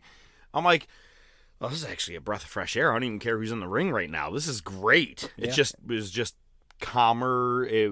That's why sometimes I like the live events. Sometimes the commentary just gets in the way, especially when it's Honky Tonk Man talking. Exactly. Yeah, Honky Tonk Man gets upset because Jesse James is imitating him, gets up from commentary, trips Jesse James, gives him a quick shot. Triple H hits the pedigree for the win. Jesse James cuts a promo on Honky Tonk Man, tells him, I know you have a surprise for me in your house. It's basically Honky Tonk Man's protege. That's going to be facing Jesse James. Next, we get a recap of the superstar showing up. We haven't really, just to throw this out there, haven't said this, but it's 2 years away, minimum, almost. No, about a year and a half before these guys are going to be in DX together. Yep. Road Dogg and Triple H, and just facing off. It's just kind of funny to see them facing each other. I'm like, man, where things are going to go down the road. I just kind of like seeing the pre-building, especially like when we saw Rock and Mankind. I'm like, oh my God, that's nothing compared to like 2-3 years from now. Absolutely. Even the New Age Outlaws. When you think about that, because that was before DX. Yeah, so yeah, we're moving in the right direction here. Foreshadow. We get Rocky Maivia versus Savio Vega. I skipped to the end of the match after I heard one of the best exchanges I've ever heard. Okay? So let me just do this. I'll read this as much as I can as a script. Okay? So this is in South Africa, so we've got Honky Tonk Man and JR on commentary. But all of a sudden, Vince chimes in from his feed. Hey, Honky Tonk, have you had a chance to meet Nelson Mandela? Honky Tonk Man says, who is that? Does he have anything to do with that thing they do down here? JR, what are you talking about, Honky Tonk Man? You know the thing it has to do with your hair, how you part it? Cornette. Apartheid, you idiot!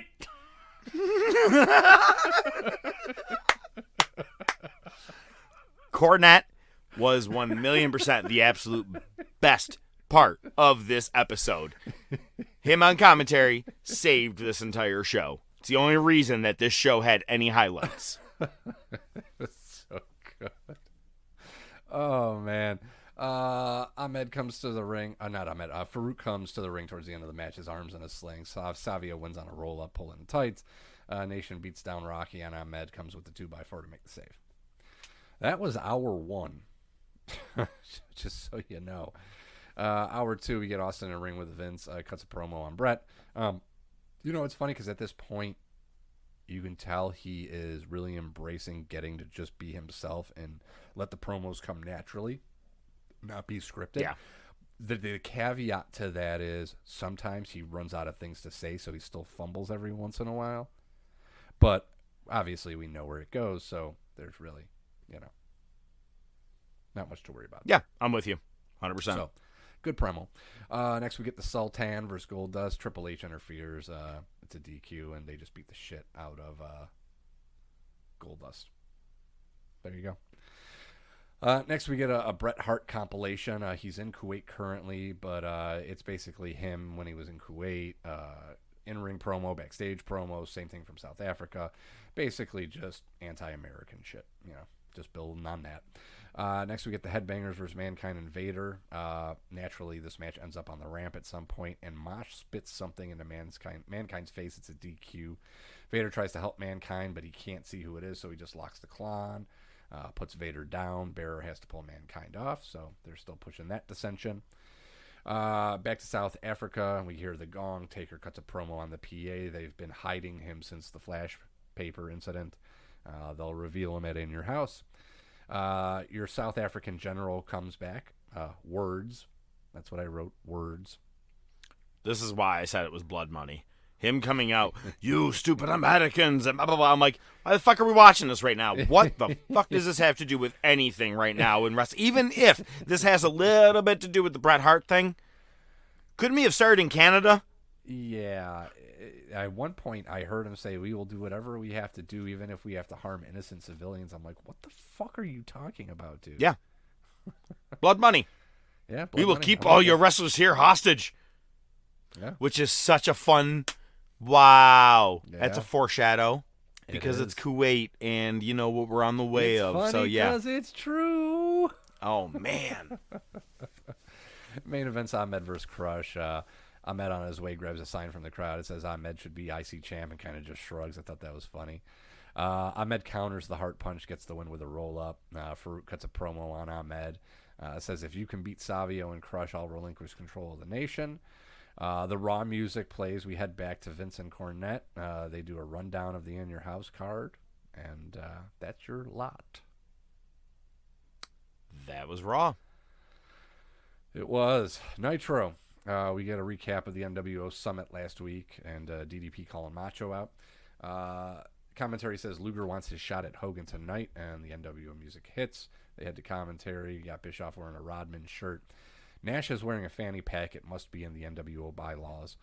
And Kevin Nash says, why the fuck are my kids jumping up and down the hall like it's a goddamn trampoline fucking barn?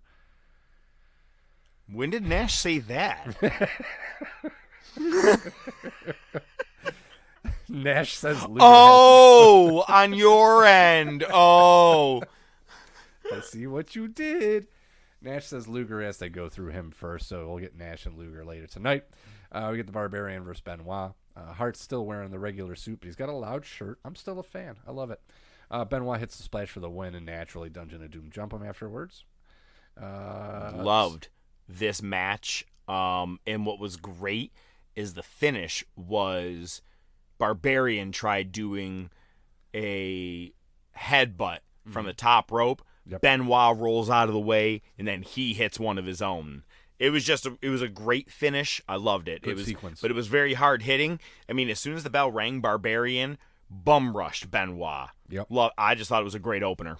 It was a good way to go because both guys were hot, especially Benoit because, Barbarian's in the Dungeon of Doom, who's been jumping him. Sullivan has his black robe on, but he's wearing jeans underneath. I thought that was fucking hilarious. And then Benoit and Mongo come on and run Dungeon off. So there's that. We get Gene in the ring with Benoit, Mongo, and Jeff Jarrett afterwards. It's basically a promo on Sullivan. The best part is Benoit. This is a good promo from Benoit. He's really been good on the stick lately. He says, Sullivan, you're like a plague. And Mean Gene goes, or some other communicable disease. And Benoit just looks at him like, I don't know what that means. Right, as like, why did you even fucking talk, man? Like, it was that he's like plague, and he's like, or other communicable. Like, do you think people weren't going to catch on to what the word plague was? Like, that was really weird that you even chimed in on that. I actually thought that was weird too. I'm so glad you caught that. That might have been a Vince-ism where Vince is like, hey, pal, nobody's going to know what the plague is. You got to say AIDS. Too soon? I'm sorry. But we can't just tell it to you. So we're going to have this quartet of singers. Full-blown AIDS. Sorry, it was a Family Guy reference. It's good. I got it. I got you. Next we get Hector Guerrero. Yes, you got AIDS. Simo. Yes, you got AIDS. Yes, you got AIDS. Yes, you are positive that you are HIV. Like you said, good thing nobody listens to us. We can't get canceled. Malenko wins with a clover leaf. Doesn't break the hold. Eddie comes out. He's still in a sling. Talks shit to Dean. Says, hey, if you mess with my brother, you're going to see a side of me you don't like, and that's that. Next, we get Reggie White at ringside, and we've been informed he has signed to wrestle for WCW. I don't remember this. Apparently, he's lined up to fight Mongo. He signed the contract. Mongo has not signed yet. Next, we get Juventud Guerrera versus Rey Mysterio. Rey wins with a fucking sick Rana. He had so much momentum. He lands, he did the flip, and they just went so fast that Juvi's shoulders, like Rey almost rolled backwards to where he was going to get pinned. He had to shift his momentum to get Juvi's shoulders on the mat. It was really sick. It was, but he had that much momentum on him. Next, we get Jean on the ramp with Luna Vachon. She basically says she's the number one contender for the title, cuts a very Luna-esque promo. And as she's walking off, Mean Gene says, "You haven't changed a bit. You doing anything after the show?" Mean Gene never disappoints. He does not. He does not. Next, we get Ultimate Dragon versus Lane Carlson for the TV title. Guess who wins? Next, we get Six versus Prince IUK for the Cruiserweight title. Six wins with the Buzz Killer. Same thing as Malenko, doesn't let go afterwards. Buzz Killer is kind of weird. They described it as some like chicken wing-esque move. It was a weird move. I can't say it's one of my favorite submissions, but we don't often see Six win with a submission, so nice to always have. He's more of a Buzzkill than Buzz Killington. Yeah, no shit. Buzz Killington. Holy indeed. shit. Another 2 for Family 2 Guy. on the Family Guy Yeah, reference. exactly. I may actually have to go for a hat trick. There you go. Next, Mean Gene calls out Flair. Big pop. He's got Kevin Green with him. Kevin Green's still wearing his Panthers jacket. I wouldn't. Yeah, I was going to say, this If was I at got this point where fired- he was released, right? If I got fired, I wouldn't wear the company sweatshirt anymore. Unless it was a Carhartt. Maybe I'd wear it after that. But Way too many football players on a wrestling show at this point, by the way. Yeah, wait till it 3. starts getting to the basketball Kevin Green, players. Reggie White, and Mongo. Just too many for me. I was like, okay, Yeah. this is where you guys are going tonight. So, Piper comes out next. Piper says, every time I'm here, the big bald guy stays home. Gene says, you don't have anything against bald guys, do you? And Piper actually kind of breaks stride, puts his arm around me, and Gene laughs. That was a good moment. I like that. It's all about the moments. Piper says they call him the Godfather. Well, if I wake up with a horse's head in my bed, I have a barbecue. I love fucking Piper. Yep. And that's, what you heard in the promo there in the beginning before this. This is you want to talk about us going off the rails? This dude either was off him or took a ride on one before he came out, because this promo went left and right. That right there. I find a horse in my head. I have a barbecue. What? Huh? You just got done saying the bald guy's not here. I love that line so much. But I was in. It was a good promo. Yeah, Piper's still in his promo. At one point, Kevin Green points to somebody in the crowd and says, "You shut up." So I don't know what was being said there. Did you catch that? I caught that too. I was like, please tell me someone's like, "Why are you wearing the jacket? You got released," or something. Because he yelled it, and I was like, but he didn't get ruffled because he still delivered his promo, no problem. But he did point at someone and yelled, "You shut up." And it even made Flair and Piper go, "Yo." Chill like, out, bro. You better yeah, go some thick they're skin. going to yell shit at you, by the way, Ronda Rousey. I mean, Kevin Green. Oh, Green says, I'm not going to take much. I'm not going to take a lot of time. He took about a minute and a half too long.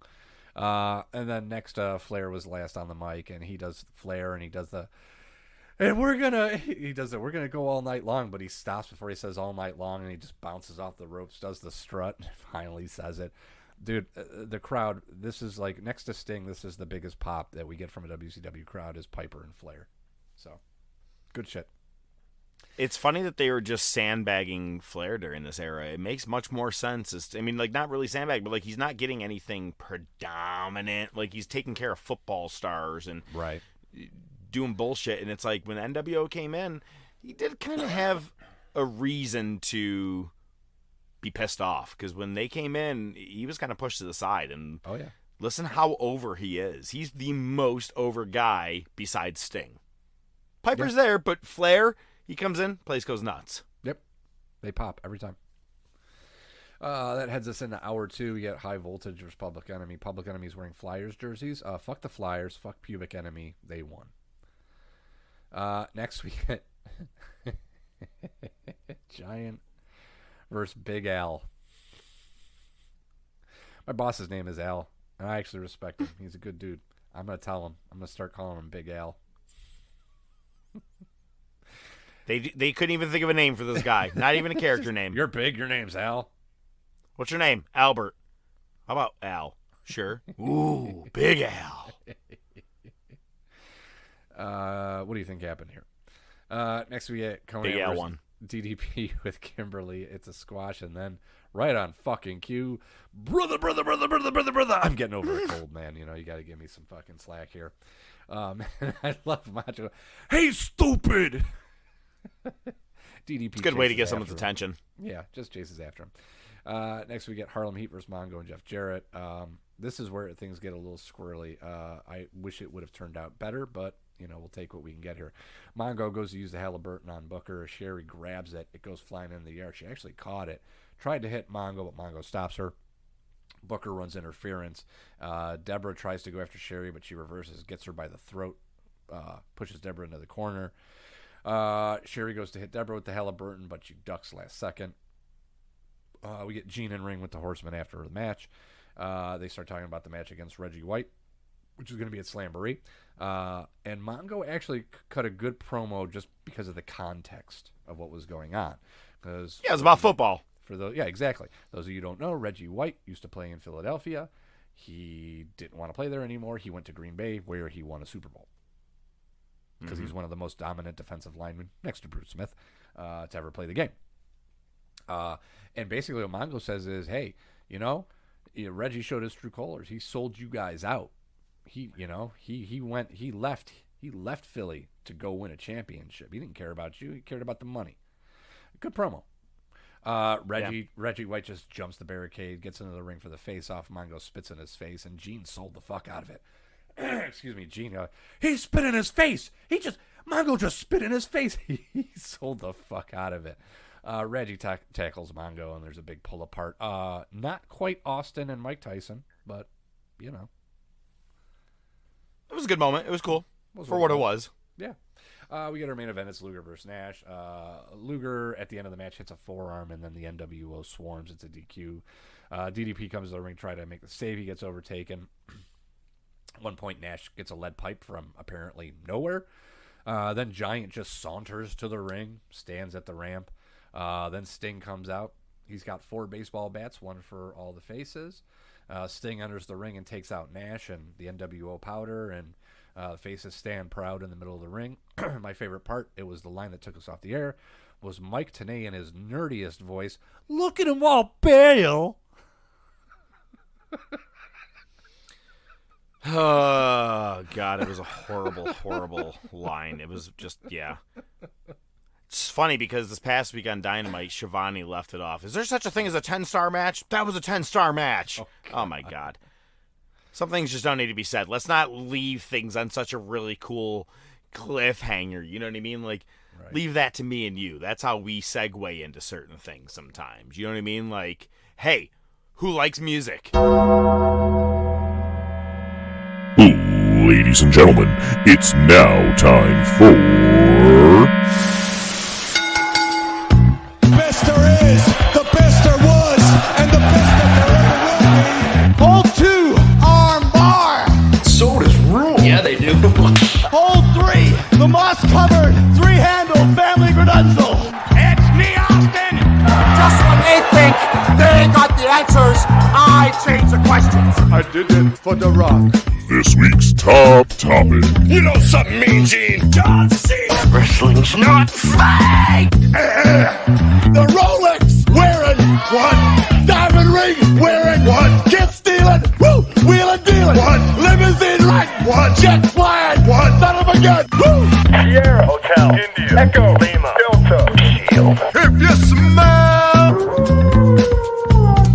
The following ranking order and final decisions are a completely bias-based order, based off the Professor and O.D.M. made it. And as always, they like to let you know they have not worked in the business, but have been lifelong invested fans much like you, our listeners. With not only their opinions involved, but with countless amount of hours of research done each week, they make sure to provide proper facts and history to back it up. However, they do know that your opinion may vary from theirs. If there is anything you want to chat about, bring to their attention. If there is something they missed or forgot, or you just want to let them know they are out of their freaking minds, feel free to shoot them a message on Facebook or Twitter, or email them at thetopofwrestling@gmail.com. As always, they do appreciate all feedback and continued support. At the end of the day, they want to make sure that you do see the best of the best before you die. And now, this week's top topic. 1, 2, is this on? And even that was a pretty shitty segue. Wow, I should join the school of Mike Tenay and Tony Schiavone of segues. All right, cool. Hey, it is this week's top topic. One of the very first things that brought O.D.M. and I together was a big group of prostitutes one night, and they... I was like, hey, I'm Mark. They were all Lauren Phillips lookalikes.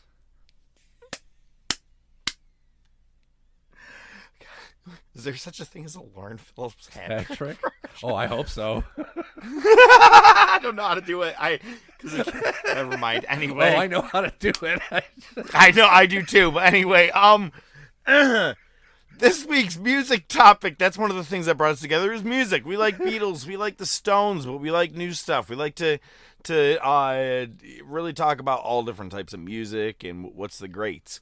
But when you want to talk about music when it comes to wrestling, man, entrance themes. It's what gets you going. Before a guy comes to the ring, it's what identifies that person. And sometimes themes just don't match to people, and you're like, it doesn't do it for me. You know, I liked Moxley's theme that he had in AEW before he switched to Wild Thing. I don't know why he had to stop with that one, but I kind of liked it. But he had a shitty one in WWE with the motorcycle. Sounded like the beginning of a Motley Crue All I ever song. wanted to hear was, what is it? Start My Heart. That's the one. Thank you, Motley Crue. Thank you. That's not going to make it today. But as you know how we always do it, when you have our top 25 entrance themes, we are going to put in 25 honorable mentions. You cocksucker. But actually, let me ask you, looking at it, I assume you're probably somewhat on board with how this goes. Of course, you know, it could always be the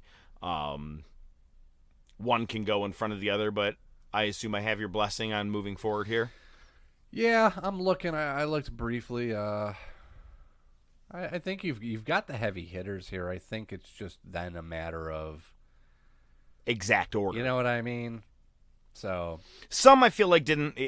Longevity I feel like makes a difference, as well as, again, fan impact. You know, when you are heard and you're coming out. I can't say some of this has to do biased, especially when I look at number 25, but, you know, I had to make sure they got put in there somewhere, you know. But honorable mention. I got to put Judas in there. Sure. A song that gets sang by the crowd for 2 straight years, every time you come out, I think it's pretty impactful. You know what I mean? It to me, it rivals some of your biggest themes, but I can't say it's going to enter into your main 25. Right. Your other 2 honorable mentions, Demolition. I was a very big fan of your Demolition. Yeah. And then Sting, what we will eventually hear by Starrcade 97, is your Crow theme.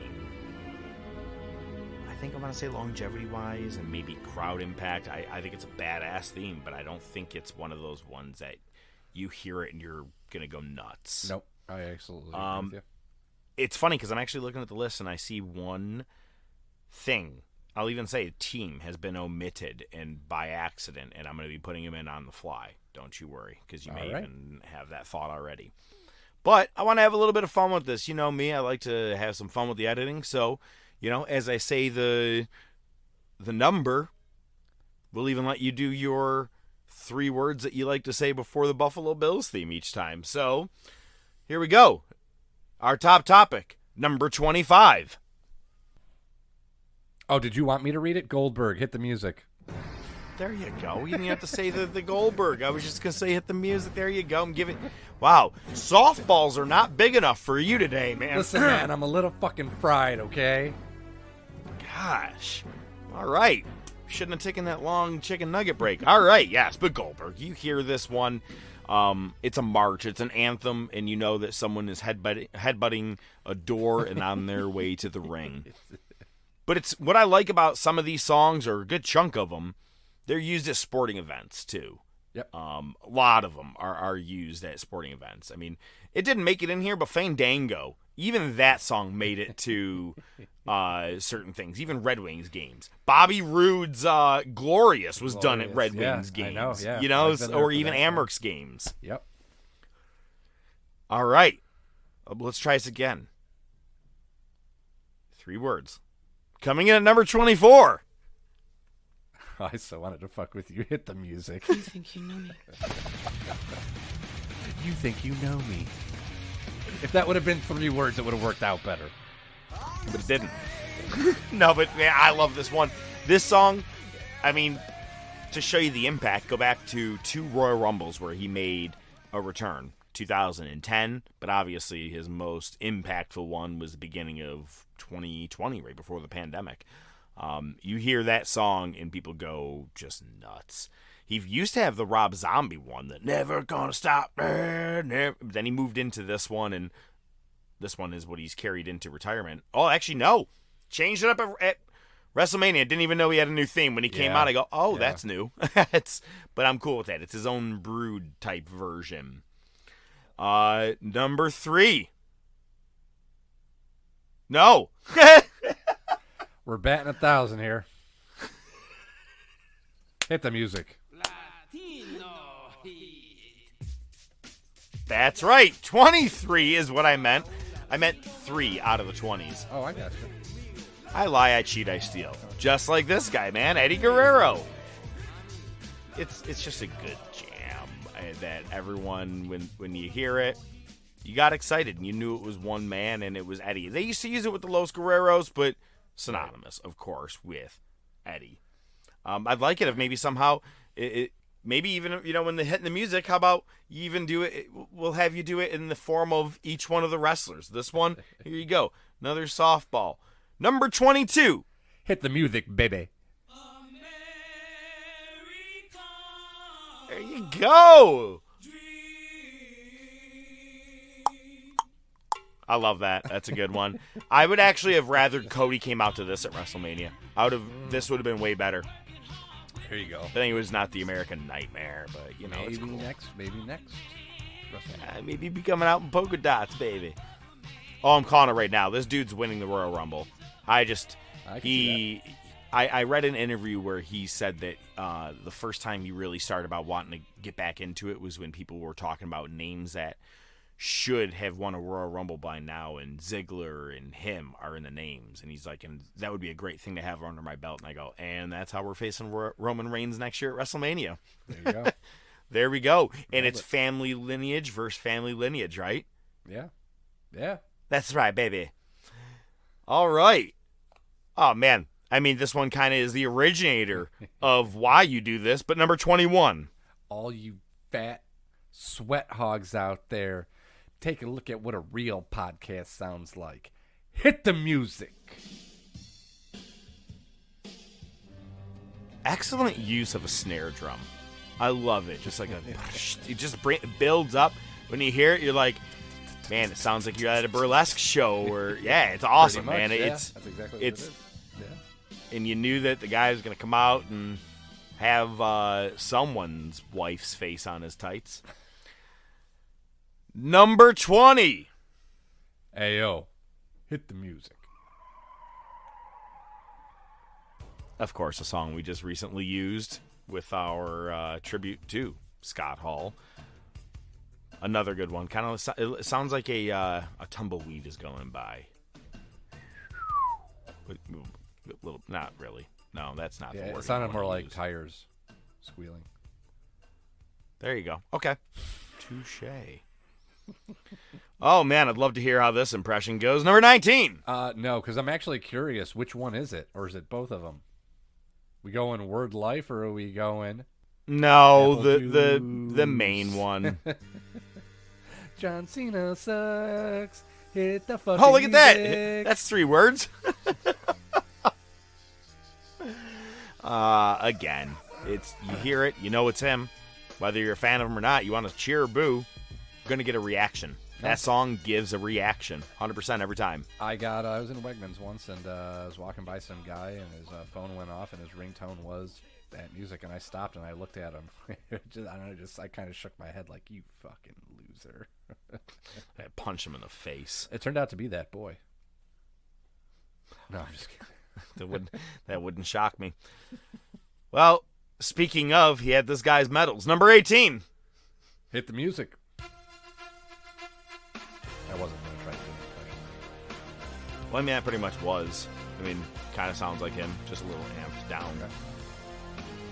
This one, it's funny how this one just became You Suck. It's like, and that is a nod to Kurt Angle, which is really funny. It became a thing of hating him, but then it's like even when you're so happy he's back, you still say You Suck. Yep.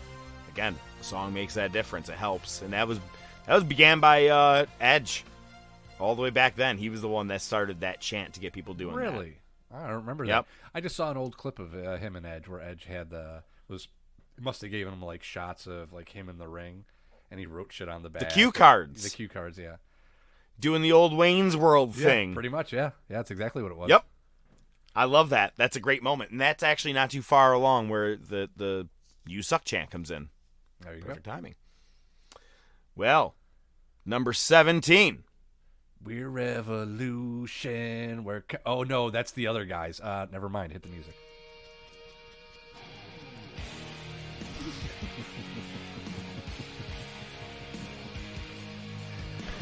Yes, I'm talking about Triple H, Orton, Flair, and Batista. You're thinking of Retribution, which had T-Boz, Left Eye, D's Nuts.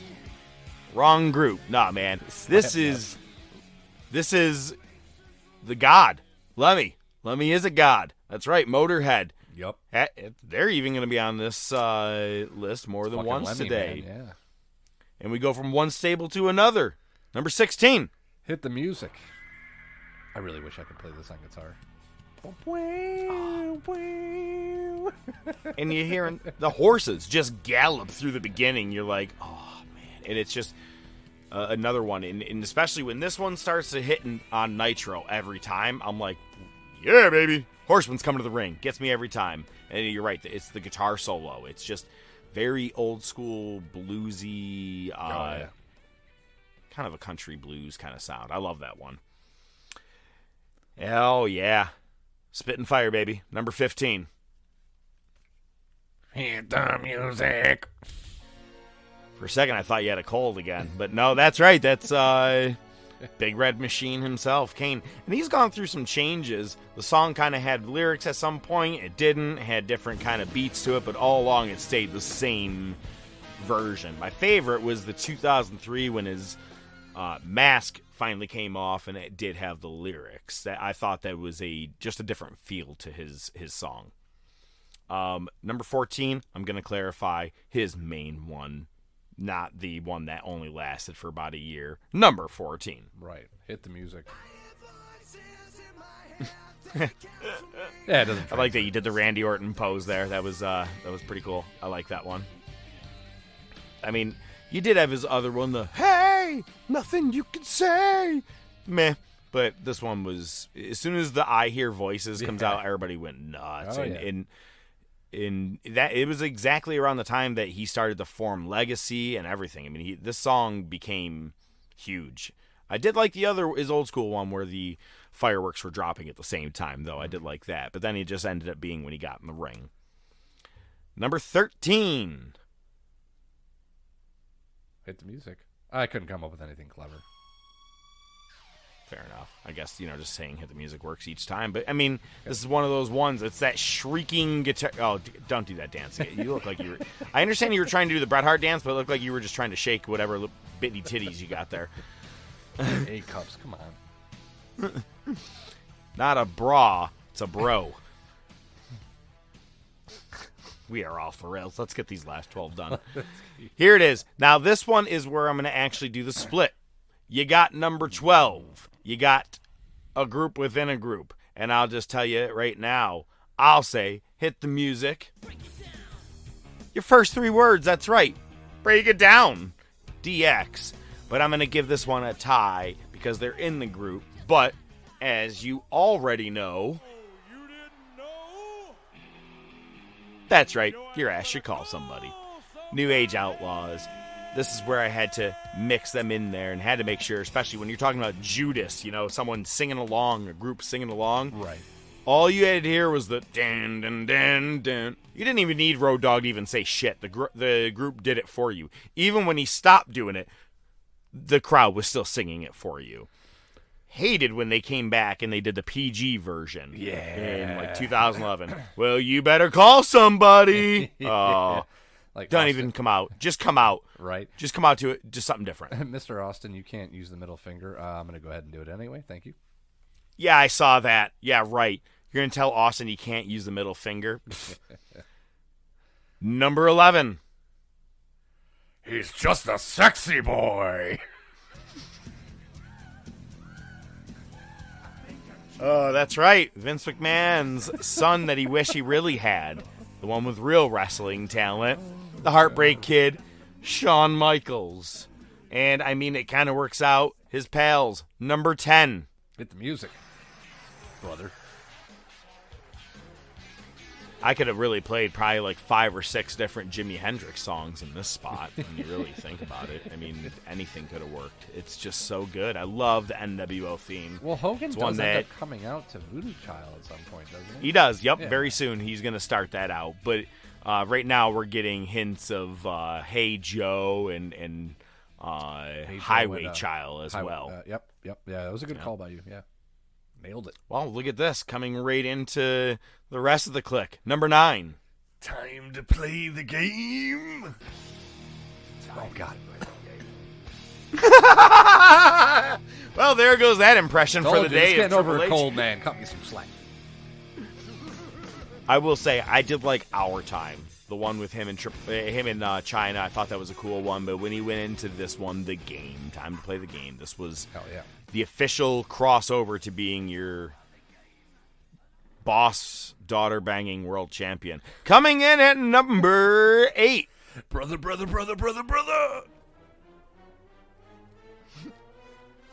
Wow, the rest of this entire list is just going to play hell on your voice. I love it. But no one else can come out to Pomp and Circumstance the way that Randy Savage does, man. I mean, it's never been done. Well, nope, take that back. Jay Lethal, probably the only other guy that'll really do it, but he's doing it in tribute to Randy Savage. Yeah. Number 7. Woo!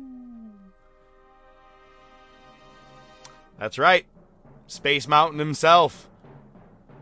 I mean, like I said, the man is just hot every time he comes out. No, it doesn't matter what arena he's in. You hear the beginning of his music, the crowd's going to go nuts. Oh, yeah. And even at WrestleMania 38, he would have gotten a huge reaction. Even if you didn't want to see him there, he would have gotten a reaction. Mm-hmm. And that's that dark side of the ring thing aside. People would have been like, yeah, fuck that. Yeah. You know, Hogan got booed. You went too far with the racist thing. Swinging your pee-pee, it's a little less frowned upon. All right. Number 6. You're canceled. I like that segue. That's awesome. And just like I said to the Fantasy League, no chance in hell. This is one, too, man, that people love to sing. It's a heel coming to the ring. You don't like him, but you're going to sing No Chance in Hell every time this guy comes to the ring. And it's funny because my wife, what is wrong with him? That's just how he walks. Like, permanently? Kinda. I'm not sure if it became a real thing, though. I'm not sure if it's something he was doing around the office. They're like, you should just really do this on camera, too, man. Quit walking with the stick up your ass. Do it for real. Oh, I can't wait. Here's another one that's going to give your voice some hell. Number 5. What am I supposed to say here? I mean, it doesn't matter. Oh, fucking impressive. I was like, I don't know. I mean, he's got one goddamn theme that they did it in 17 different ways. All you had to do is just impressive.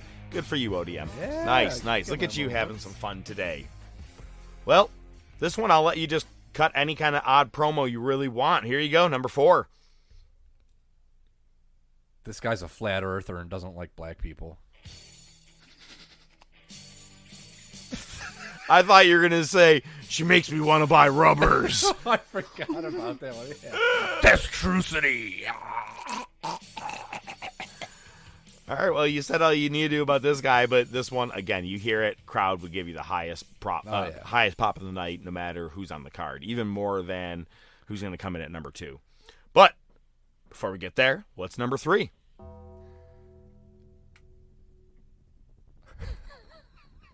Excellent job. That was perfect. I like that you actually let the gong hit first before you could do anything, and then you giggled. Perfect. That's exactly the impersonation I would have done, too. Yep. Dynamite dropping today, ODM. That's right. The dead man, the Undertaker, the man that is now a Hall of Famer, and just retired. We were past Ultimate Warrior. You don't got to talk like that. It's funny. I'm looking at your the list. We're both looking at the same list, right? I mean, you had plenty of time to get together this one. You just kind of looked at it. All right. Are you ready for number 2, or should I give you more of a build-up? Ladies and gentlemen, it is number 2. Hit the music, brother. One of the most famous guitar licks in music in general. Everybody knows. I would say Jim Johnson's probably biggest song of all time. Yeah. I am a real American. And then you've got the remix too, the sad version. That's my favorite one. I hate to use it when we do because it means bad things. And I almost used it during last week's trifecta or the hat trick, and I go, no, that's just bad juju. Did you ever see Team America? Yeah. America, fuck yeah. They have the sad version of it. Eastbound and Down has, what's his name coming out to it as well in a baseball game. You know the rule. We can't talk Eastbound and Down because then I just cut the promo from the beginning of the episode. Oh, that's true. Yeah, you're not allowed to do that anymore. That's right. You want to talk about getting canceled. All right, man. Well, here it is. The biggest one that everybody, honestly, you hear it, and that's all you need. We've seen it this past, or 2 weeks ago now, or almost about that. Number 1.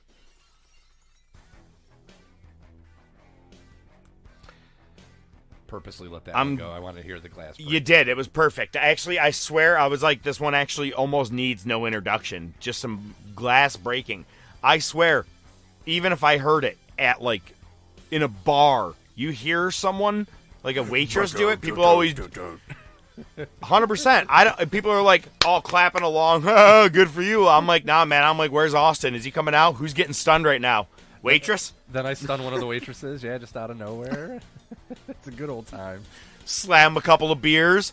Maybe after 2 of them are going across my face, I sip about a shot's worth altogether. By the way, we never talked about Pat McAfee laying at ringside and just drinking the beer. God damn. He's getting up there with R-Truth as just a gem. He's someone, man. He's a national treasure. I love him. That is our list. Hey, man, music makes the difference sometimes when it comes to wrestling. There used to be times when heels would come out to nothing. Yeah, and it's right. Brainbusters used to do it. Certain guys and I'm like, I didn't care for it. When you had I've just always been a fan of the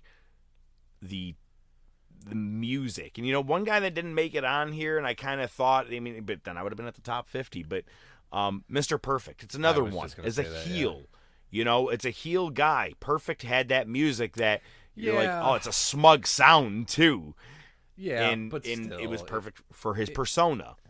Right. Yeah. No. If anything, I think it would have made the honorable mentions. I think this was a pretty good list. Again, we're getting down to nitpicking, but ultimately, everything's in its right tier. Exactly. Well, that is the end of our list, and that is the end of our episode. Coming up for more top topics, we're going to be talking top families, top masked wrestlers, top face painted wrestlers. We even got finishers, submission specialists of all time, and next week we are back with our movie of the week, and I think this time we'll maybe even talk a little bit about it and explain it instead of the way we kind of half-assed Lucky Number 7 last week. And no, I'm not saying Slevin. It is actually that word. Thanks so much for listening to the Top of Wrestling podcast. I am the Professor. I bid you a farewell. And as always, ODM, the man, the myth, the legend, the doc, he leaves you with just 4 words. I got nothing, bro. Fucking on par for the week.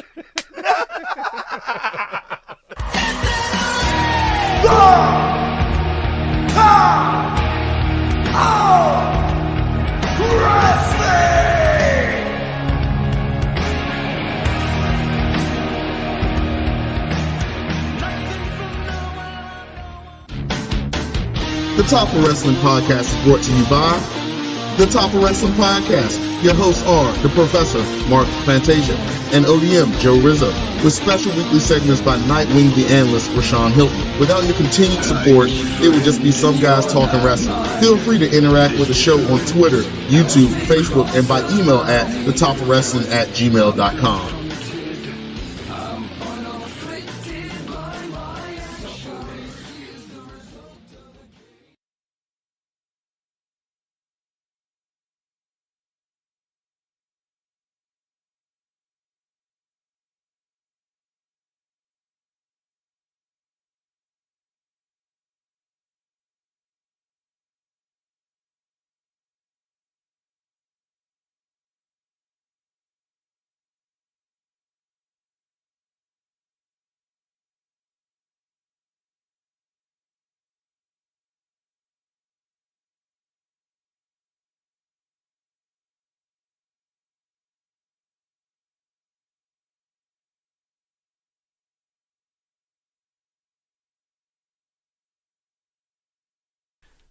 So, WrestleMania.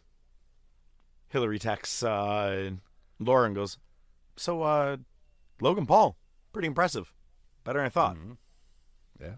She writes back, that boy said he's not watching. He doesn't care to watch it. And I go, what? Full of shit. You're full of shit. Even everyone and their mother is going to watch this. Not to mention, what are you bringing to the table on the radio show? You know what I mean? Like, what are you going to say? Oh, I didn't watch? Yeah, and I'm right? like, I'm sorry. I admit this to you, man. It was a very, very, very entertaining WrestleMania for 2 days. I thought it was. It's funny how the WWE put out a stat. It was the highest grossing in social media compared to the Super Bowl. Yeah, bitch, you did it for 2 days. No shit. You should be doubled down. Anyway, that boy said he wasn't going to watch. So Saturday morning we were going out, and we were getting ready to leave, and I happened to open up my phone. The show was on. And I turn, and I go, I wonder if he'll have anything to say.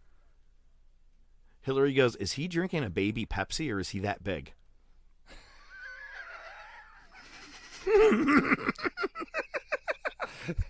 Jesus Christ.